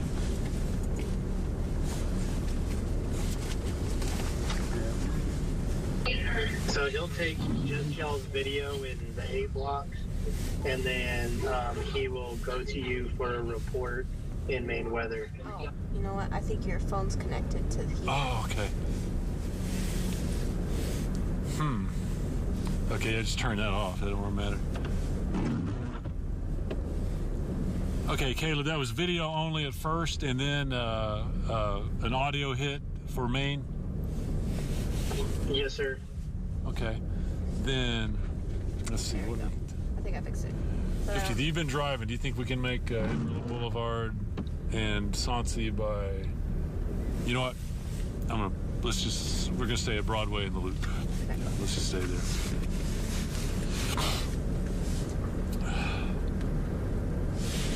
Except I can't hear if it's on here. So yeah. can you unpair? Why am I on this? So I would probably have to We need to- Bluetooth it from your phone. Don't we need to unpair from here? Yeah, but let me. If they're taking video only, we got time to get up here and we can stop and kind of mess with it. Okay. Yeah, I can hear what you're hearing. I can hear in my ear too, because I'm on weather. Okay. Are you hearing anything right now? No, they're not saying nothing right now. Well, all I need really is a cue, so.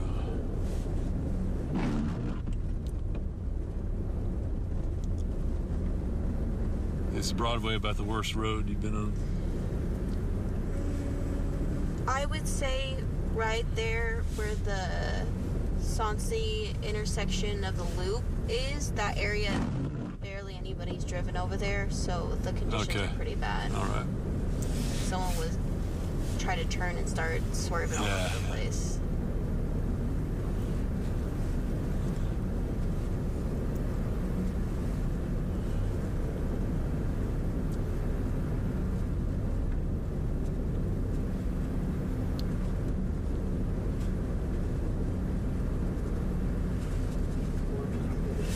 Minutes. Okay.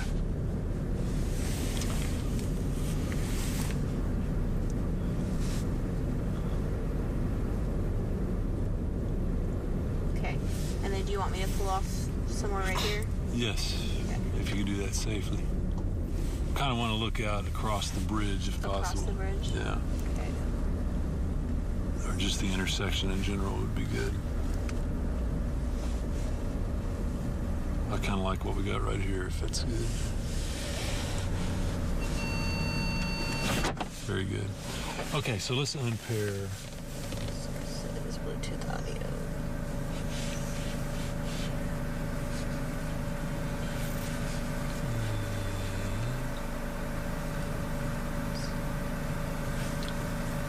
Yeah, there we go.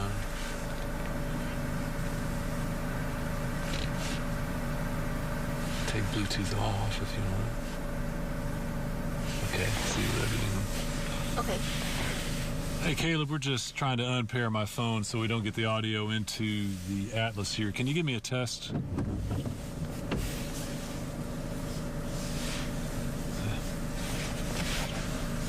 Perfect. Okay, got you in my ear, but not in the cab here. Okay, video only. We're good. At main weather, we might go down towards the Dumas Highway. Okay. Do you want to try to go to close to the Canadian River since we couldn't get that earlier? No? No, we're not going to stray very far. Okay. We're gonna...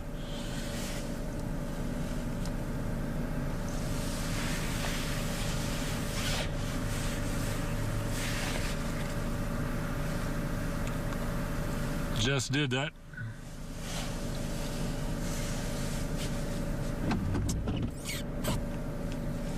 That's very good.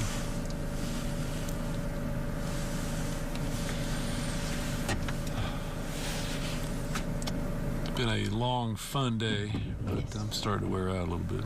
I think Tanner was too. Yeah, he's having even a longer day, really.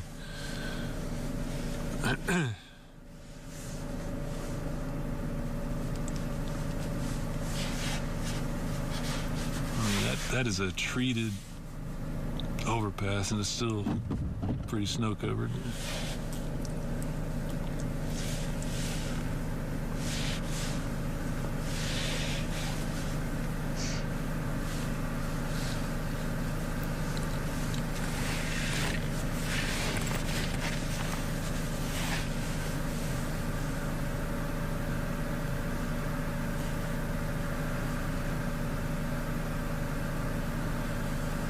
It looked really cool when we took you guys, could see you on the Bushland camera, and then tossed to you. It looked really neat. Good, I'm glad.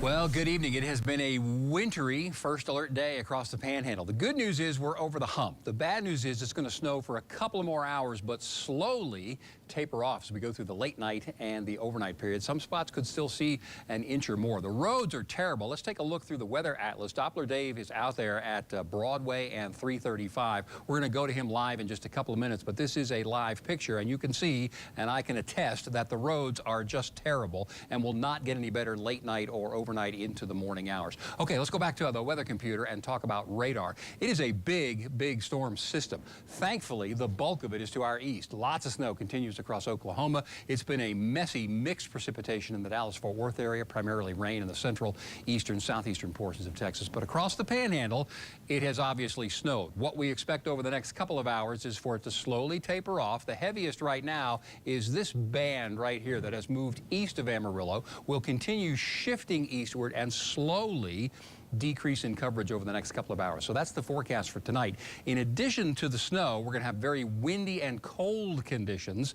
We're forecasting a low temperature of 18. It will not feel even that warm, with north winds averaging 15 to 30 miles per hour and gusting a little higher. Good news is the sun returns tomorrow. It doesn't warm up a lot. We're going to go for a high temperature of only 34. And we'll take a look at the weekend coming up in just a couple of minutes. Lindsay.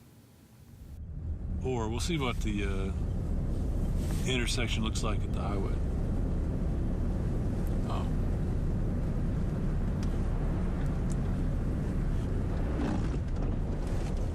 Thanks. So this is the on-ramp to Loop 335 on the north, not too far from the Dumas Highway. Earlier at 287 North was a real mess. Probably one of the worst, areas we had on roadways. And you can see it's very slushy, some ruts in the road, and all of this is going to refreeze when we get into the overnight hours. So we're not out of the woods even if the snow starts to wind down. Still snowing lightly, still powdering the road surface, and everything out here is going to kind of turn icy by tomorrow morning. So, good thing is we're not seeing a lot of traffic, so I think folks are kind of heeding our concerns and our suggestions to just kind of stay off. Yeah, I think what we'll do here, why don't we just kind of pull off here if we can, or go through and just come back, whatever. Let's go through because we can use River Road there. Yeah, I was thinking about pulling into the two-tone. Just yeah, we could do that for now. We just, you know. Okay, good. That thing's been freaked out all day, hasn't it? Detecting the snow in front. I tried to knock it off. It didn't work. Yeah.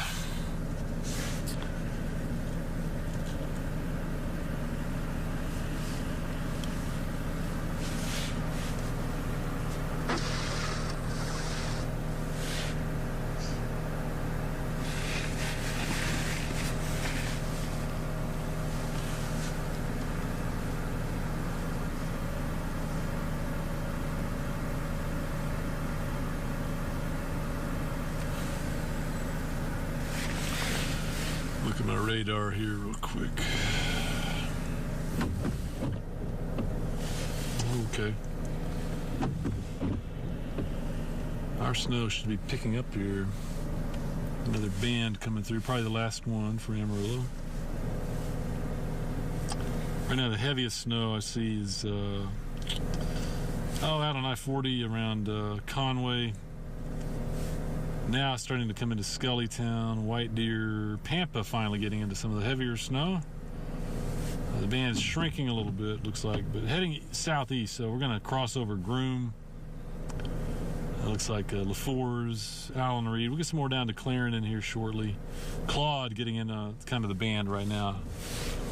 So it is starting to pick up for Amarillo. North side, where we are, to get the band, last kind of band coming in from the northwest. Bishop Hills on the edge of that. So hopefully by the time Kevin takes us at 6, we'll have a little more snow to talk about. Come back to that here momentarily.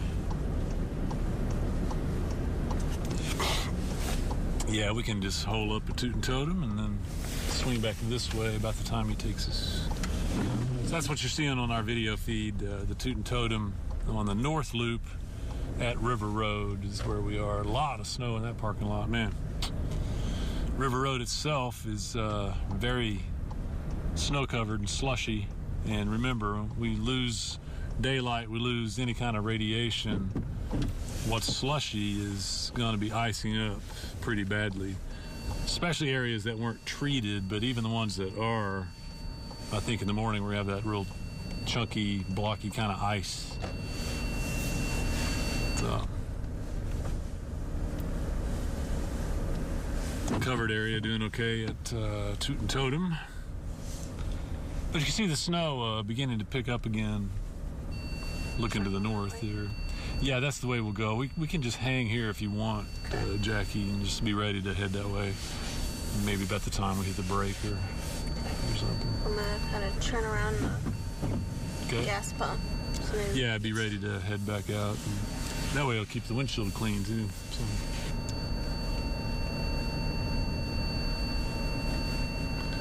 Good plan right here. Good plan. Yeah, snow definitely picking up again. And we're getting more wind too, so yeah, that's gonna kind of mess with our visibility. And there's been some strong wind, like around Dumas to Dalhart, that might even be strong enough to blow some snow across roadways. I mean, snow that's already on the ground gets picked up and kind of blown back out over surfaces, so that keeps them snow-packed. And of course, traffic packs it down. Temperature dropping off. It's a bad recipe for the rest of tonight.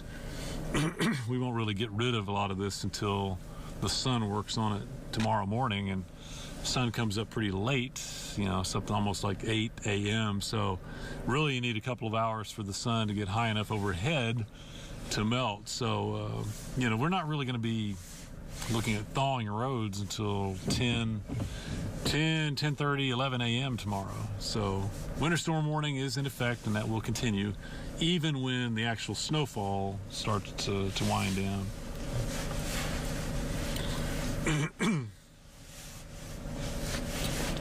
It's kind of good to finally get another round of snow.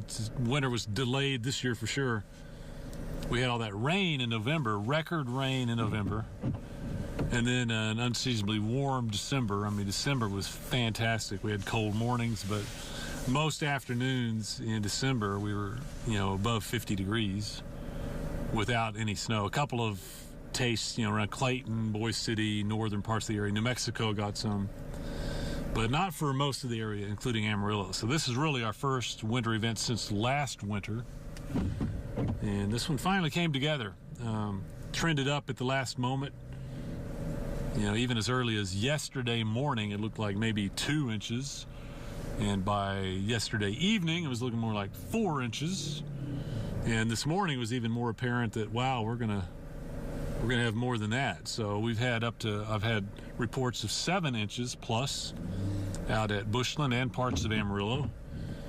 So we kind of ticked it up to 4 to 7. I wouldn't be surprised at the end of the day to have some reports coming in of about 8 inches somewhere. Now, it all comes down to that band, though. Outside of the band, folks did not get as much snow. So the northwest third and the southeast third, it was more like an inch or 2. So it really took that band and spending time underneath that. And that's set up, around Clovis to Hereford. Hereford's going to be a place that, could end up with more than 6 inches of snow, although it's not snowing heavily there. And then up to I-40 Vega, Wildorado, and Bushland. Bushland, one of the hard-hit areas. Amarillo. And then finally kicked in up around Lake Meredith, Borger, and Fritch. Those are areas I think that'll probably top 6 inches also. Snow will be winding down next couple of hours, but our concern now shifts to what happens overnight, and that's going to be temperatures down in the teens, wind chills in the single numbers, and all the moisture on the roads just refreezing. The later into the night, the more likely that is to occur.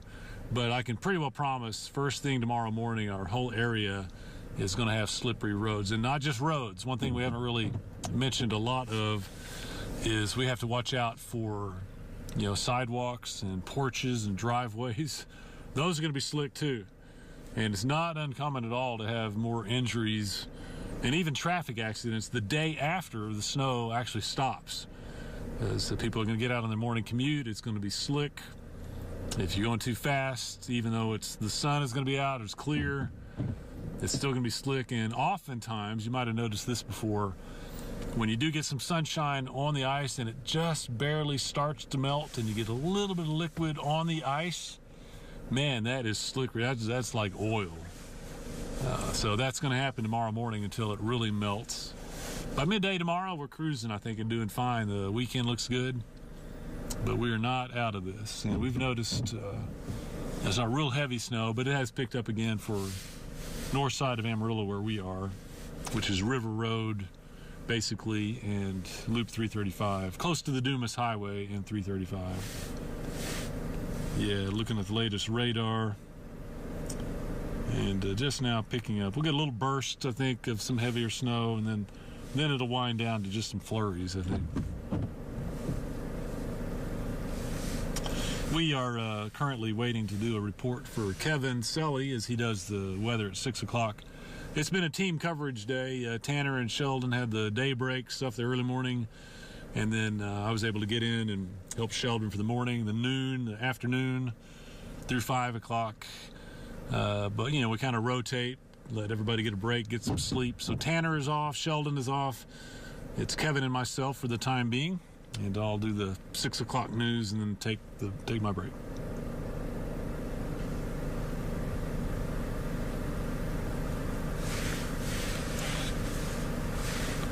Very good. Are we in the break right now? Okay, please pass along. We've repositioned. We're at the Toot and Totem River Road and 335. We're going to be coming through that underpass, Dumas Highway, heading back west on the loop towards Broadway.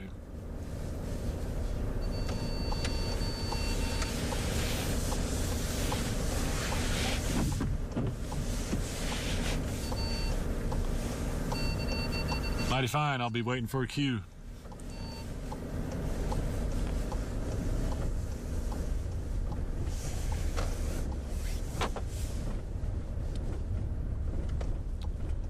Okay, do you hear Caleb? Yes, I do. Okay, I'm going to kick it over to where I hear Kevin.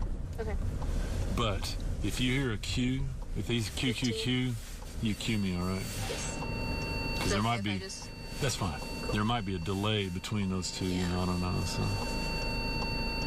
if there's no traffic behind you, don't move yet, okay? Okay, they're coming into Kevin, so. Alright, he stood by. You should be able to go when you turn green. Well, the sun has gone down. The snow continues to come down. This is a live look at our Bushland tower cam. We've been watching these semis come across. That's Interstate 40 right there, and they are really slowing down. Just saw a plow go by a few minutes ago, but it is not helping very much. The roads are in really, really rough shape. And out in it is Doppler Dave Oliver in the Weather Atlas. Dave, where are you? What are you seeing? Hey, Kevin, we are at the intersection of River Road and St. Francis. So the North Loop and River Road, and you can see all the slush on this intersection. And, you know, sometimes we get a snow event where it kind of melts off late in the day and even dries up a little bit, and things really go better overnight. That's not the case tonight. The snow has actually picked up again. You can probably see it there through our camera, but lots and lots of slush. Nothing has dried off at all. So as we get into the overnight hours, temperatures, of course, dropping. We're losing what little solar help we had with some radiation. And as we get into the evening hours, this is all going to start to turn to that ice. It's going to be the rough kind of ice in chunks and stuff. You can see now as we head towards the Dumas Highway overpass, you see ruts in this slush, but it's snowing over it right now. So we're actually seeing a little more accumulation. I think the snow is going to be winding down in an hour or two, but man, the stage is set for a very slippery night. And tomorrow morning, we're not out of the woods until we get the sun up. It's going to take a couple of hours to melt this stuff off. So we're still really discouraging any kind of travel. If you have to get out, make sure you're prepared. You've got your cell phone. If you run into some trouble, you're going to need to call for help, not go looking for it. But roads are not going to get any better. They're going to get worse through tomorrow morning. Kevin, we'll send it back to you.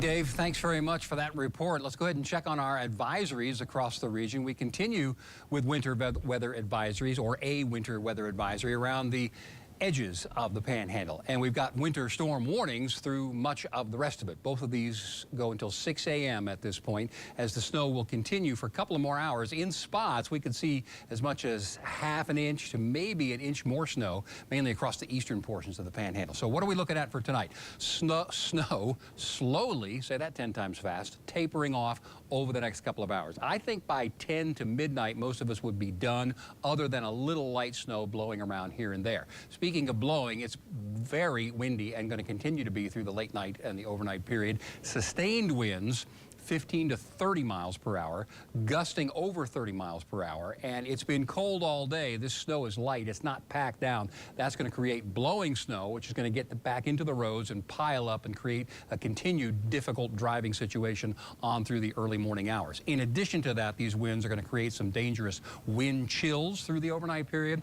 They'll be down in the teens, even single digits at times. So very, very cold wind chills on through the morning. Here's the current radar. Heaviest snow now from just south of Perryton. See how it's a little darker in color, through Pampa, moving away from Borger, then just east of Amarillo and right along Interstate 40. This band will continue to slowly weaken and shift on to the east, so we're going to clear out a little bit with still some spits in Amarillo and Canyon. From Tulia eastward, snow will likely pick up in Clarendon as that band continues again to move on to the east. The main bulk of the storm is to our east, so we've got heavy snow across Oklahoma and Arkansas. It's been a mix all day in the Dallas-Fort Worth area. That continues for a couple of more hours, and primarily rain across the southeast and eastern portions of the state. Again, the primary thing for us the next couple of hours is light snow tapering off in the lighter colors, but this big cold high pressure centered over the Rocky Mountains is coming in behind this cold front. So tonight, those winds again will be sustained at 15 to 30 miles per hour and gusting a little higher at times. This is the forecast. See the brighter colors? That's the stronger wind. That's going to continue to push south. Here it is by 10 to 11 o'clock, gusts over 30, 35, and even in the morning will be sustained at 15 to 20 miles per hour. So if you are heading out and I hope you won't be. It'll be pretty chilly. Temperatures now, we're below freezing for most of the region, 33 at Hereford currently, 19 in Amarillo, but the wind chill in Amarillo is at 19, and we've talked about that. Here's the trend on the computer model, slowly decreasing in coverage. I'll pause it here at 10 o'clock. Bulk of the snow across the east. That will continue to taper off. That's 1 a.m. right there. We should be done precipitating, and then we'll see some clearing as we get on through the early morning hours. Here's that 7-day supercast. Clearing for tomorrow, only 34, a brisk, cold northerly wind. Temperatures up and down a little bit through the weekend, 48 on Saturday, then down behind a cold front back to 40 on Sunday, and then we stay in the 40s and near 50 with pretty quiet conditions for the upcoming week. Lindsay? Snowpack really packs down and it really becomes a skating rink. Good. We're out on the North Loop, 335. We just passed Broadway heading west, out towards Western, and out towards the Boys Ranch. Yeah, we're on it. Caleb, anything else for us?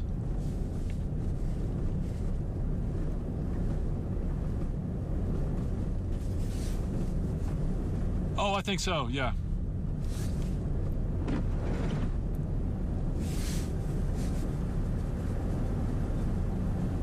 Okay, very good. We'll likely be at the Loop and the Boys Ranch Highway. Very good. Okay, just talking to a producer back at the station. We're organizing our next assistance for Kevin during his 6 o'clock news. But in the meantime, what we're doing is tracking road conditions.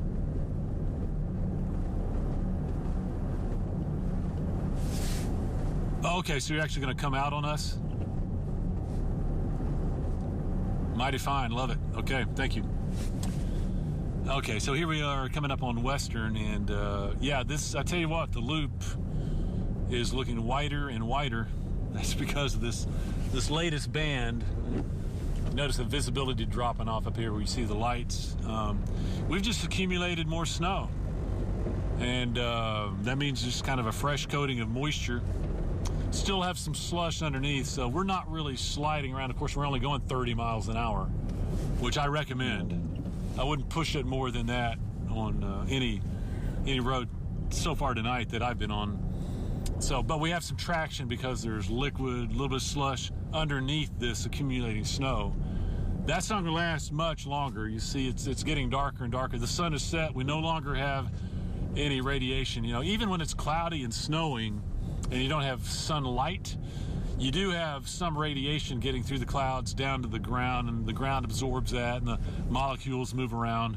But you don't get that when the sun goes down. So now it's all about temperatures dropping, and just the good old air temperature takes over. We're going to go over this overpass, and overpasses are going to be the worst tonight. Now, good news, most of them will have been treated, so they got some of that salt solution, the brine we call it.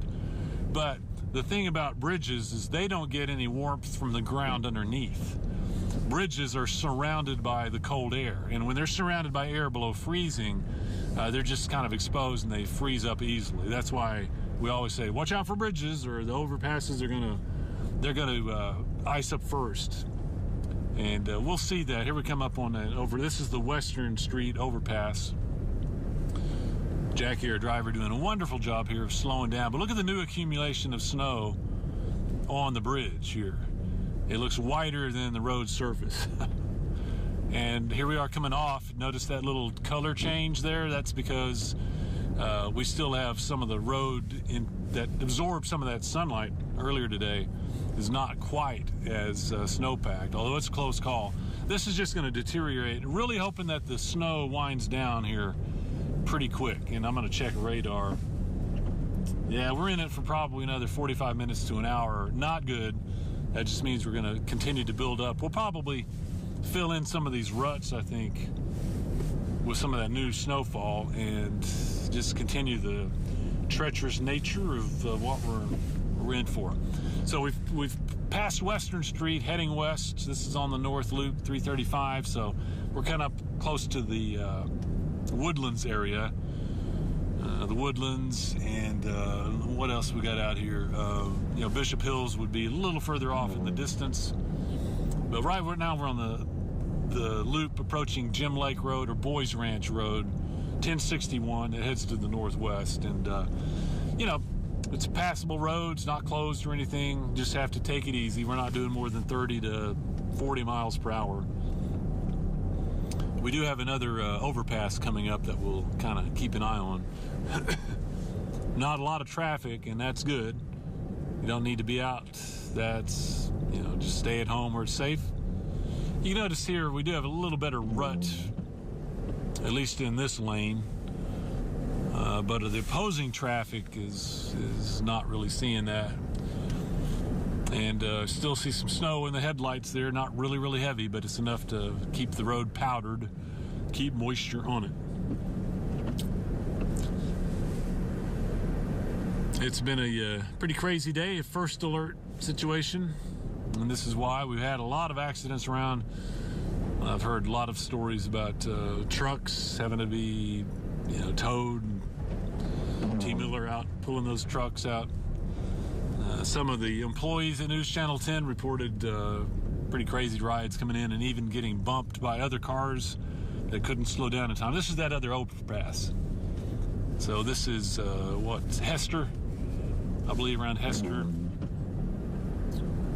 Again, slick but passable. Now we're coming downhill, which I always hate when we're slick. Sometimes you come downhill a little bit and get a little momentum and you want to fishtail a little bit, but if you're going 30, 35 miles per hour tonight, so far so good. This last band of snow is kind of the back edge of the whole system. Most of the snow is tracking off to the east and things are beginning to wind down. If you're up around Dalhart and Hartley and Boise City, those areas, the snow is pretty much over with. But this last little band, work its way down from Dumas to Amarillo, will take a little while longer, about 45 minutes or so to cross.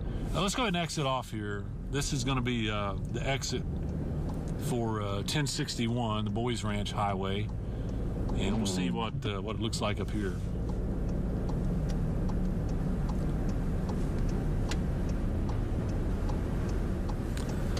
Here we go. Yeah, the off-ramp is pretty snow-covered. There haven't been as much traffic here. Looks like it got bladed off earlier on, so got some new snow on top.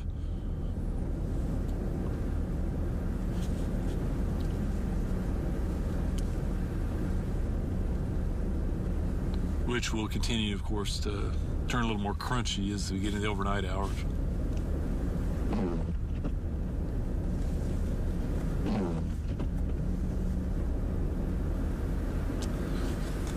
Still snowing lightly, but not as heavy.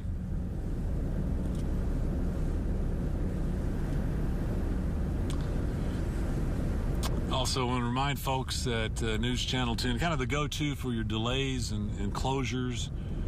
We've been running information on the screen tonight, but tomorrow morning we know that already a lot of schools have either delayed or closed. You can always get that. You can also go to newschannel10.com, our website, and get plenty of information that's continuously updated. So you'll be able to get that if you need it. Some folks, even though the snow will have come and gone, get a day off tomorrow. Some folks get a late start. We'll see. Yeah, construction areas are not our favorite places to be in adverse weather. Not our favorite places to be anyway, but you throw some snow and some slushy roads in there and they can be extra hazardous. All right, so we're coming up on Highway 1061, Boys Ranch Highway, Gem Lake Road, a lot of different names for that. And this has been one of the areas that's had the heavier snowfall out this way. TxDOT did a pretty good job of blading it off early, kind of got ahead of things, but I haven't seen a road yet that isn't pretty well snow-packed or covered with some kind of light snow. So let's try to position ourselves here, Jackie, to where we can do one of those U-turns underneath the overpass. Should be about, I'd say, 6 or 7 minutes. We're on the air again, so we've made it to a good location. We just need to see if we can find something to pull off. kind of wait on that.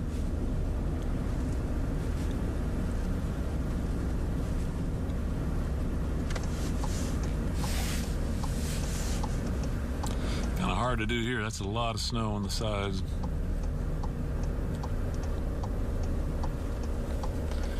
Okay, and here's a good representation of what a ordinary intersection is going to look like. And a lot of snow. Tomorrow morning, these intersections are going to be really slow going because the start and stop time is going to be delayed. You know, you just can't take off. You got to take a minute to get your traction and then pull off, and people have to wait on that. So intersections are going to be slow going. Traffic will build up. Now, right now, here's a good example of the moisture underneath the bridge. It's just kind of wet, but man, that'll be ice later on tonight and certainly first thing tomorrow morning. Not many options to pull off, are there? Maybe back where that Coulter Road was, because there's those big bit of area before the turning lanes. Yeah. I tell you what, we might be able to do. Here, just kind of hold up here. We might be able to back up right there. I know there's a little more snow, but we can get off of this roadway, and I don't think anybody's going to be turning underneath there. So just right back here if we can.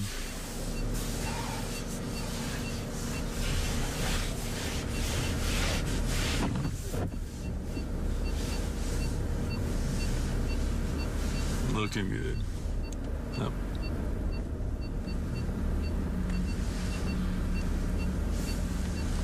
Doing great. I don't have to go much further than this. We got that opened up, and I think we're good. That's going to be a great shot getting back on the loop there. All right, man, that's a lot of snow right there. Probably 7 inches or so on the northwest side of Amarillo, Loop 335. You know, we're not too far from Wildcat Bluff here.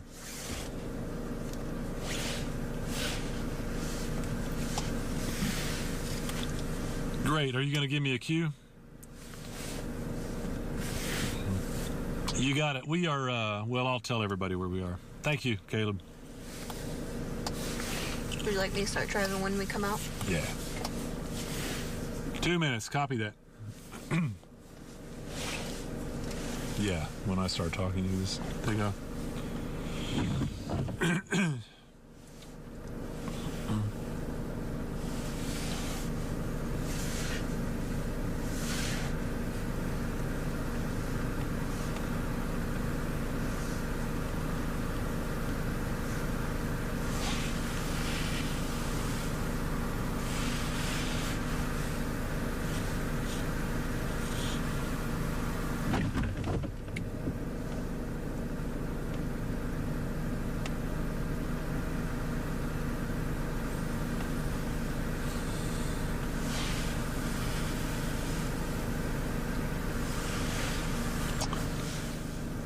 Copy that. 1 minute.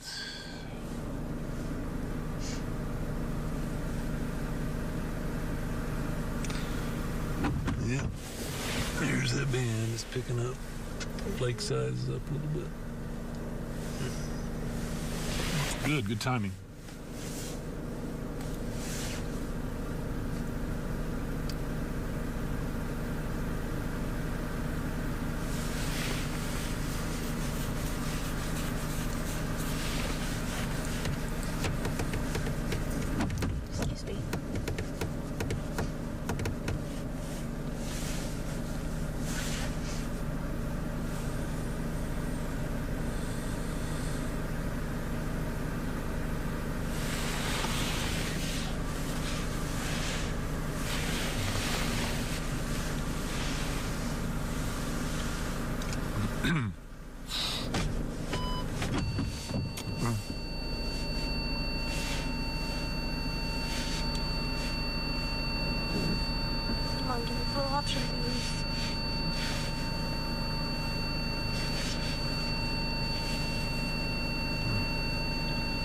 Hey friends, Doppler Dave out with the Weather Atlas and our very good driver, very safe driver, Jackie, helping us to drive around this evening and keep you posted on road conditions. We found a lot of snow right here. This is the loop, northwest loop, out around Wildcat Bluff, just coming off the Boys Ranch Highway.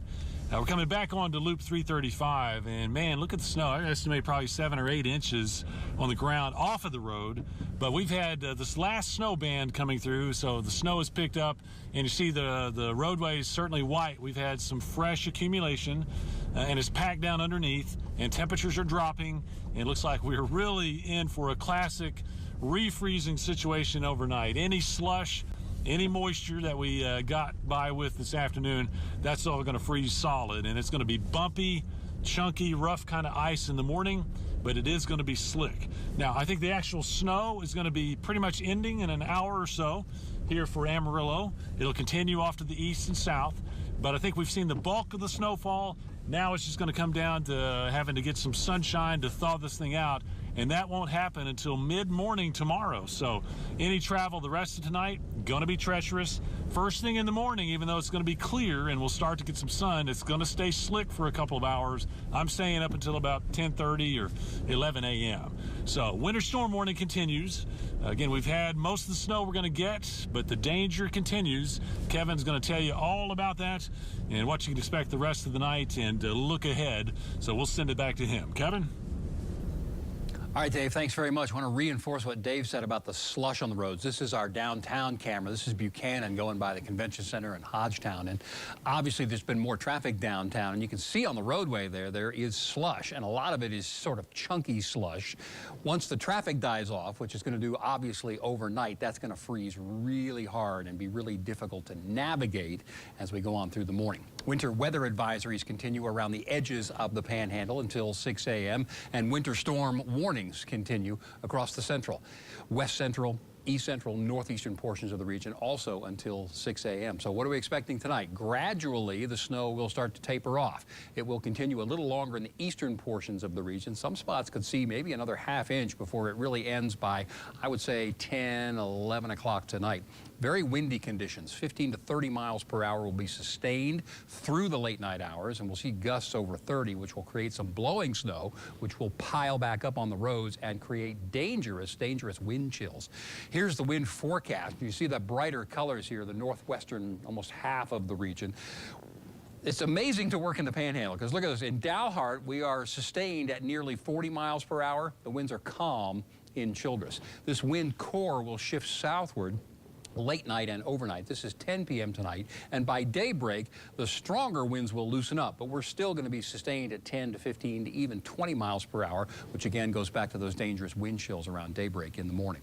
This is live radar, and so the heaviest snow is from south of Perryton, closing in on the northeastern portion of the region, including Canadian. Heavier snow in Pampa right now. That will loosen up within the next ½ hour to 45 minutes. That band goes southward to Tulia, and then there's this little burst here in between Amarillo and Vega that's right along 40. That looks like it's going to want to develop southward, so snow will pick up areas around Hereford and then Canyon westward for another hour or so and be heavy at times. The heaviest is now east of us because the storm system is moving east, but here's the model overnight. Gradual tapering off. Again, gradual, especially across the eastern portions of the region. This is 10 p.m. right here. I think certainly by midnight or 1 a.m., other than some blowing snow, the precipitation will have stopped. We'll see some clearing as we go on through the day tomorrow, and that sun, even though it's cold, will help some melting. 34 is the forecast high. It's a cold, windy day tomorrow, but again, clearing. Then Saturday, we'll go for a high of 48. Another cold front comes through, this one dry on Sunday,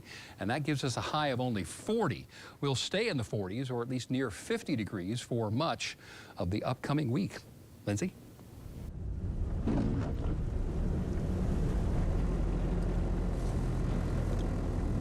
We're back up for straight. Got it.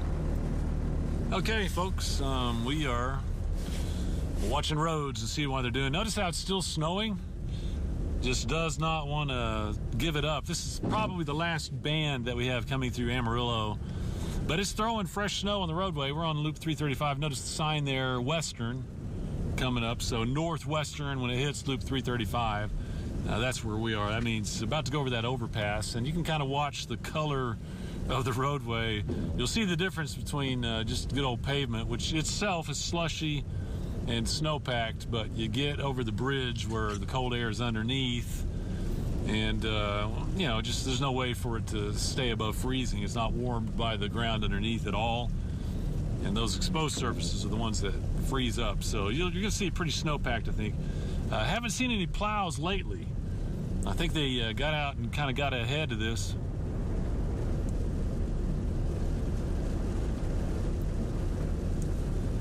Yeah, I think, Caleb, we're going to kind of come on back. I mean, if you guys or Kevin wants a shot, we'll be happy to give that, but I'm going to try to get back in time to get on the road and get myself home before it gets too bad. So.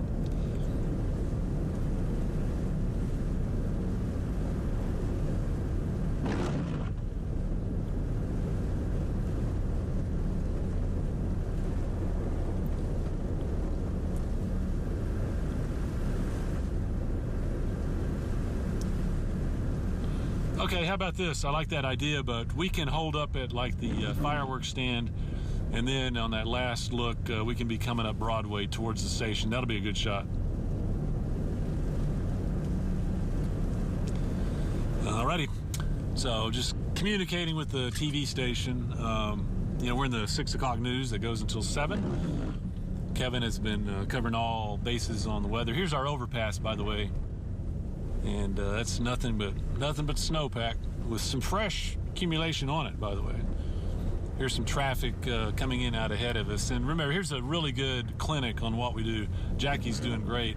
We don't want to push it up in there where we don't have a lot of space between us and the other vehicles. So Jackie's backing down. We're just going to let them have the road, even though they're the ones that are yielding to us. We want space between us and them.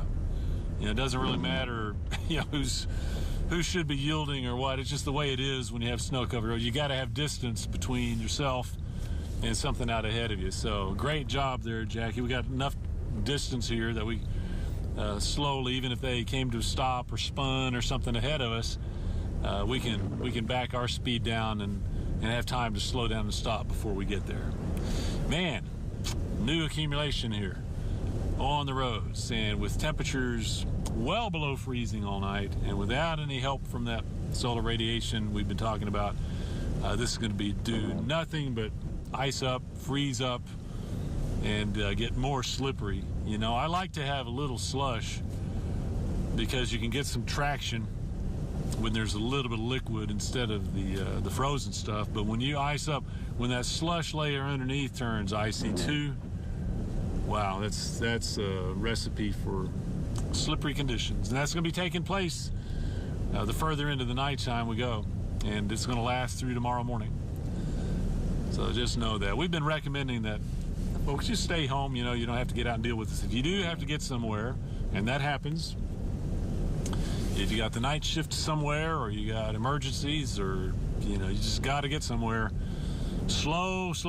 Add on a lot of extra time to get there. That way you can go as slow as you want. And when you are going slow, it gives you time to adjust and anticipate and correct, just like we've been doing here. We're just not going fast. Right now I looked over 29 miles per hour. I mean, don't rush. And if you've heard our coverage today, one of the angles that we've really been taking is this. I haven't heard anyone that's you know, spun out or slid off the roadway or slid into somebody or lost traction and spun through an intersection. Automatically they regret how fast they were going, and the thinking is, man, if I'd have just been going slower. So that's what you want to know in advance. Just take that mindset. If you are going slow and allowing extra time, those things aren't going to happen to you. The other thing is, if you are out for any reason, make sure you're prepared, and that's mainly make sure you're dressed for the elements. If you run out of gas, or you do slip off the roadway, or you have an accident, or you get lost somewhere, you're going to need to be warm. Make sure you're layered up. Make sure you're ready to stay warm in the cold.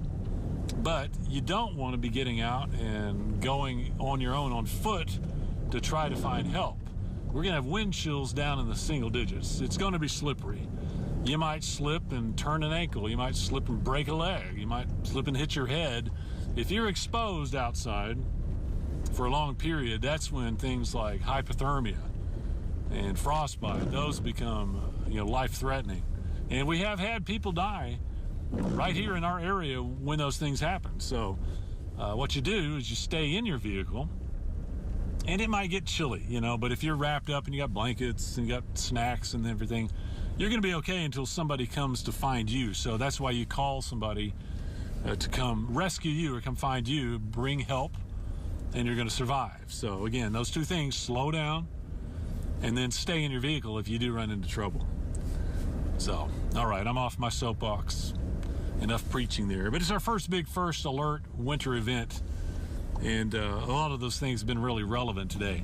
This one is a situation that, sometimes we get our snow over with in the afternoon, and then we kind of turn slushy, and we get some bare spots on the roads that dried off, and it's not that bad. But, if you've been following our coverage, there has not been a bare road. There's not been any road that's not snow covered. Did he come up on you a little faster, Jackie? Yeah. Yeah. Not naming names or license tags, but that was a no-no there. The car that was behind us should have waited for us to get up here and stop and then come around us. This guy did a little better job because we were stopped and everything. But I like the speed that we see people are taking. That's good. Look at all this slush. This is Broadway, the Broadway overpass across Loop 335, and it even looks snowier than the last time we were on it, which was just, 30 minutes ago, maybe 45. This last snow band is still doing its thing, which is just providing enough moisture, enough new snow to keep things kind of covered up. So now we're on North Broadway, which has never been my favorite road in the 40 years that I've been on TV. The loop gets plowed, and that intersection back there gets treated. North Broadway does not. And it doesn't take much to get accumulated. Visibility down. We got a little spot here that we can pull off the road, and we're going to wait till we get called on again to help Kevin. That's right in here. Wow, look at the deep ruts. Again, this is where we got about 6 or 7 inches of snow, maybe 8 also. Yeah, it's pretty deep, but I think we'll be okay. This Weather Atlas is well equipped. Yeah, looking good here. But you notice how the traction leaves us rapidly. I think the wind is finally picking up here. You notice that? A little bit anyway. So that's blowing some snow. Fortunately, the intensity is coming down, so our visibility hasn't really dropped off that much. This is okay spot? This is good. Yeah, we'll just kind of hang out here. 6:45. We got about 10 or 15 more minutes in our newscast, and here in about 10 minutes we'll be on the air to help Kevin. I'm noticing the snow kind of bouncing off, a little more granular now. You can probably see some of that bouncing off of the hood if the picture's good. But it's still frozen, and it's still moisture, and that still fills in some of those ruts. Let me take a quick peek at radar, and I'll kind of tell people where the heaviest band is. Yep. I said maybe the last one for Amarillo. I might have to eat that. There's a little more out of Vega that, man, just wants to come. It's a little more southeast, so that might miss the city. But I-40, man, it just doesn't want to stop. So I'm tracking snow now from Amarillo through Bushland, through Wildorado, where it's pretty moderate. It takes a little break, and then Vega getting a new band. And that goes all the way out to Adrian. So, and then even light snow to the New Mexico border. Now, as we go east, we got a band that's pretty much gone through, looks like, what's out there? Conway. But Groom, you're getting into a little heavy band. And looks like as we get to McLean, you're about to get another band there. Shamrock will get a little bit more. Heaviest right now would be from about Groom northward. Heavy band just came through Pampa, so LaFours to Miami, kind of a moderate band right there. Nobody's really getting the real heavy stuff. When it first cranked up out around, Vega and Hereford this afternoon or this morning, we had some claps of thunder, we had some lightning, and it was coming down about 1.5 inches an hour, or even 2 inches an hour, which is really heavy. Nobody's seeing that now, but we do have some moderate snow for Amarillo, down to about Hereford. Canyon, you'll be getting into a little more snow, which might up your total just a little bit. But that burst out around Vegas, pretty significant. Might get another inch there. But it's really going to keep I-40 slow going. Okay. We're holed up right now. We're at on North Broadway near Loop 335. And you can see these deep ruts. We've had, I'm saying, 6 to 8 inches of snow here. You can see a large truck. That's a fire truck going by. Pretty good clip. They're pretty heavy. I don't know if he's just on patrol or what. No lights flashing. He may be going to help out somewhere. I'm not sure. Here goes. Looks like another car coming on North Broadway. Pickup. Okay, I'm going to advise him to slow it up a little bit. Might be going a little fast. We never really got much over 30, 35 miles per hour when we were out, and that was safe. I wouldn't recommend much more than that. If you've been tuning around looking for information, remember Kevin Sully's got an update on the news. You'll be able to see radar and everything coming up shortly. And then remember, throughout the night, you can go to newschannel10.com or just watch News Channel 10. Get your list of closures, delays, what schools are going to be closed in the morning or start late. There's going to be a lot of that. This has been a pretty widespread snow event. But just also know that our crew tomorrow morning is really going to be up on things. So we'll have Tanner, we'll have Sheldon. They're going to be letting you know exactly what's going on first thing tomorrow morning. We'll be out looking at road conditions, tracking things, letting you know how things are looking and when they're going to get better. So that'll be tomorrow morning. Our news starts at 5 a.m., but we'll be doing coverage on YouTube, Facebook, phone alerts going out. I sent a couple of those out earlier today. Just all platforms for you to get information. We're so easy to find now. If you've got your phone, you can get us. You can get us on Facebook. You can get us on our website. You can get us on our phone app. Our First Alert weather app is really helpful because not only are we able to send out messages, like I sent out a couple today saying snow is about to pick up, and then we could show you where that was, or I could send you something that said another band of snow developing, afternoon snow update, and then you can just punch on that and it goes right to it on the phone app. You also get alerts, like if I say lightning has been detected near your location or a winter weather warning has been issued for your location. That all comes up on your phone. You don't have to go anywhere. Okay, I'm hearing the wind pick up, and it's throwing. This snow is a little more granular, but that's going to change our visibility. You notice that going down, Jackie, with the wind picking up? Down a lot. Yeah, and also if you look at the road, this is what we're kind of fearing, is we're starting to blow stuff onto the roadway. Can you see it moving around out there? So that's going to be coming off of fields and stuff onto road surfaces. Man, I was hoping we wouldn't get into some of that, but we are.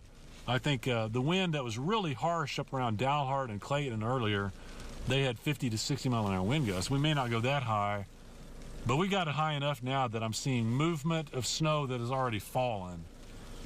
Oh man, that's not good because that's going to keep it coming onto roadways. Not good. Hopefully it doesn't last long. It's also going to drive the wind chill down into the single digits, which makes hypothermia a real concern. So that's what we're going to be tracking the rest of the night, even as this winds down.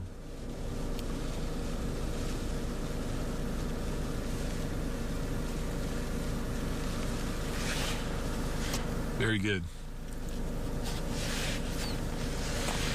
Well, just when it looked like winter might be canceled this year, nope, we've gotten a good reminder over the last couple of days. We had our first big cold front really Sunday, and we got dusted with snow on it. And man, the wind chills were pretty harsh then. So that was kind of the wake up that, okay, it is going to be winter. And then Tuesday, we got another dusting of snow, more like half inch or less, but that was cold. We took a little break yesterday, and then today we finally did it. We finally kicked into first alert conditions, more widespread, and obviously some big impacts across the area. Anywhere from a couple of inches in the northwest and southeast to 4 to 6 inches, pretty common across the central panhandle. And even some 6 to 8s are going to be, I think, our peak totals. Amarillo may get in on some of that. Bushland might get in on some of that. Hereford and Vega getting in on some of that. And even up towards Borger and Fritch, there's been some very persistent snow up that way, up towards Lake Meredith area. So this was the real deal. Now, just how many of these we get this year, we don't know. Could be the only one, I don't know. But chances are good that, matter of time, we'll do this again. January is kind of the rock bottom on temperatures for winter, but on average, February and early March provide more snow.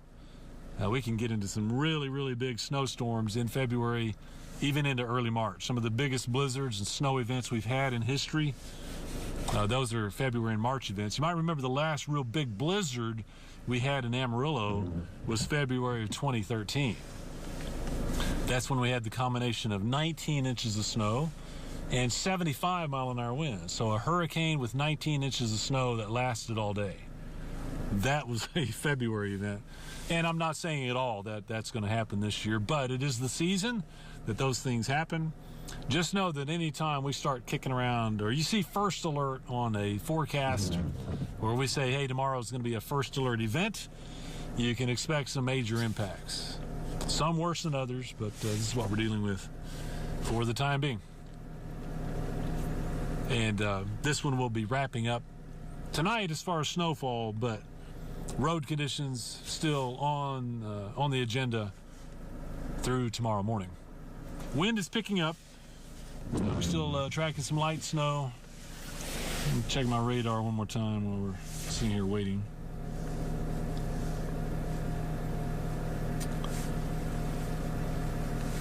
Okay. And, I said last snow band for Amarillo. I said that prematurely. It just, maybe the last moderate snow band. We got more developing, like around Cactus, down to Channing. It's light snow, but, moisture is moisture at this point. So light snow, all that is going to do is prolong or add to the amount of moisture that's on the roadways that are already slick. So, I think that may continue a little bit later than I thought.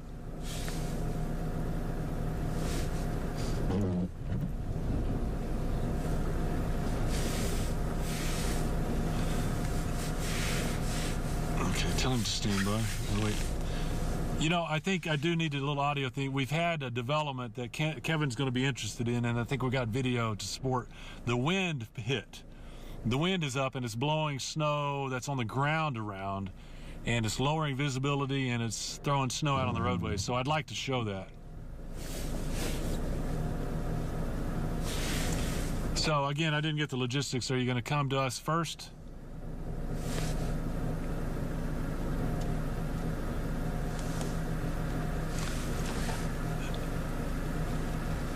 Okay, I'll try to keep it around 30 seconds and kick back to Kevin. We're just gonna stay here. We're just stay here. I like this visual here. Yeah, look, thing right there filled up. Yeah, exactly. See, that's what happens right there. Especially on east-west roads. Like this is east-west here. North. Man, look at the visibility go down. Well, I turned the brights off. Oh, I see. Okay. I didn't know which one was still going down though. Look at this. Yeah. Oh man. Is it better with the lights on? No, yeah, this is good right here. Oh my goodness. Oh man. Stand by. Standing by.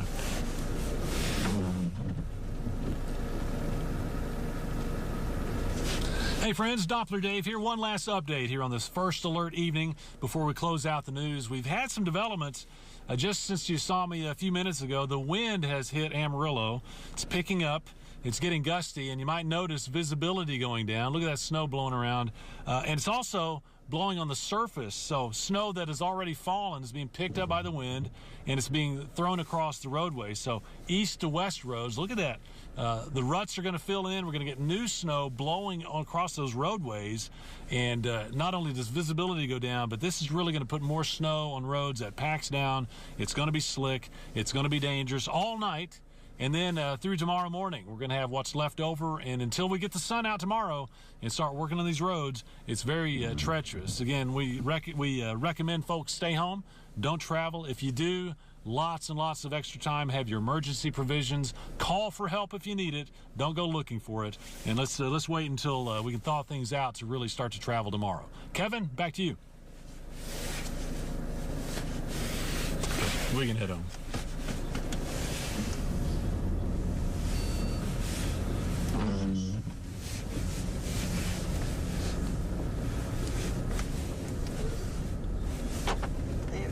Yep, here it comes. See, this is what we haven't seen yet, is this stuff.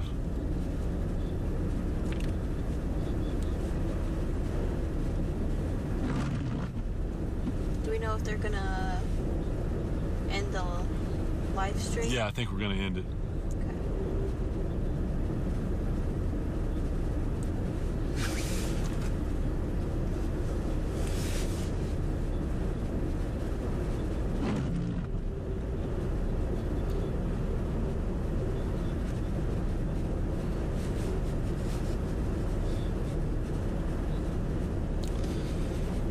Yeah, it's a different ball game already with that wind. Can you see it coming off the tops? The mounds, yeah.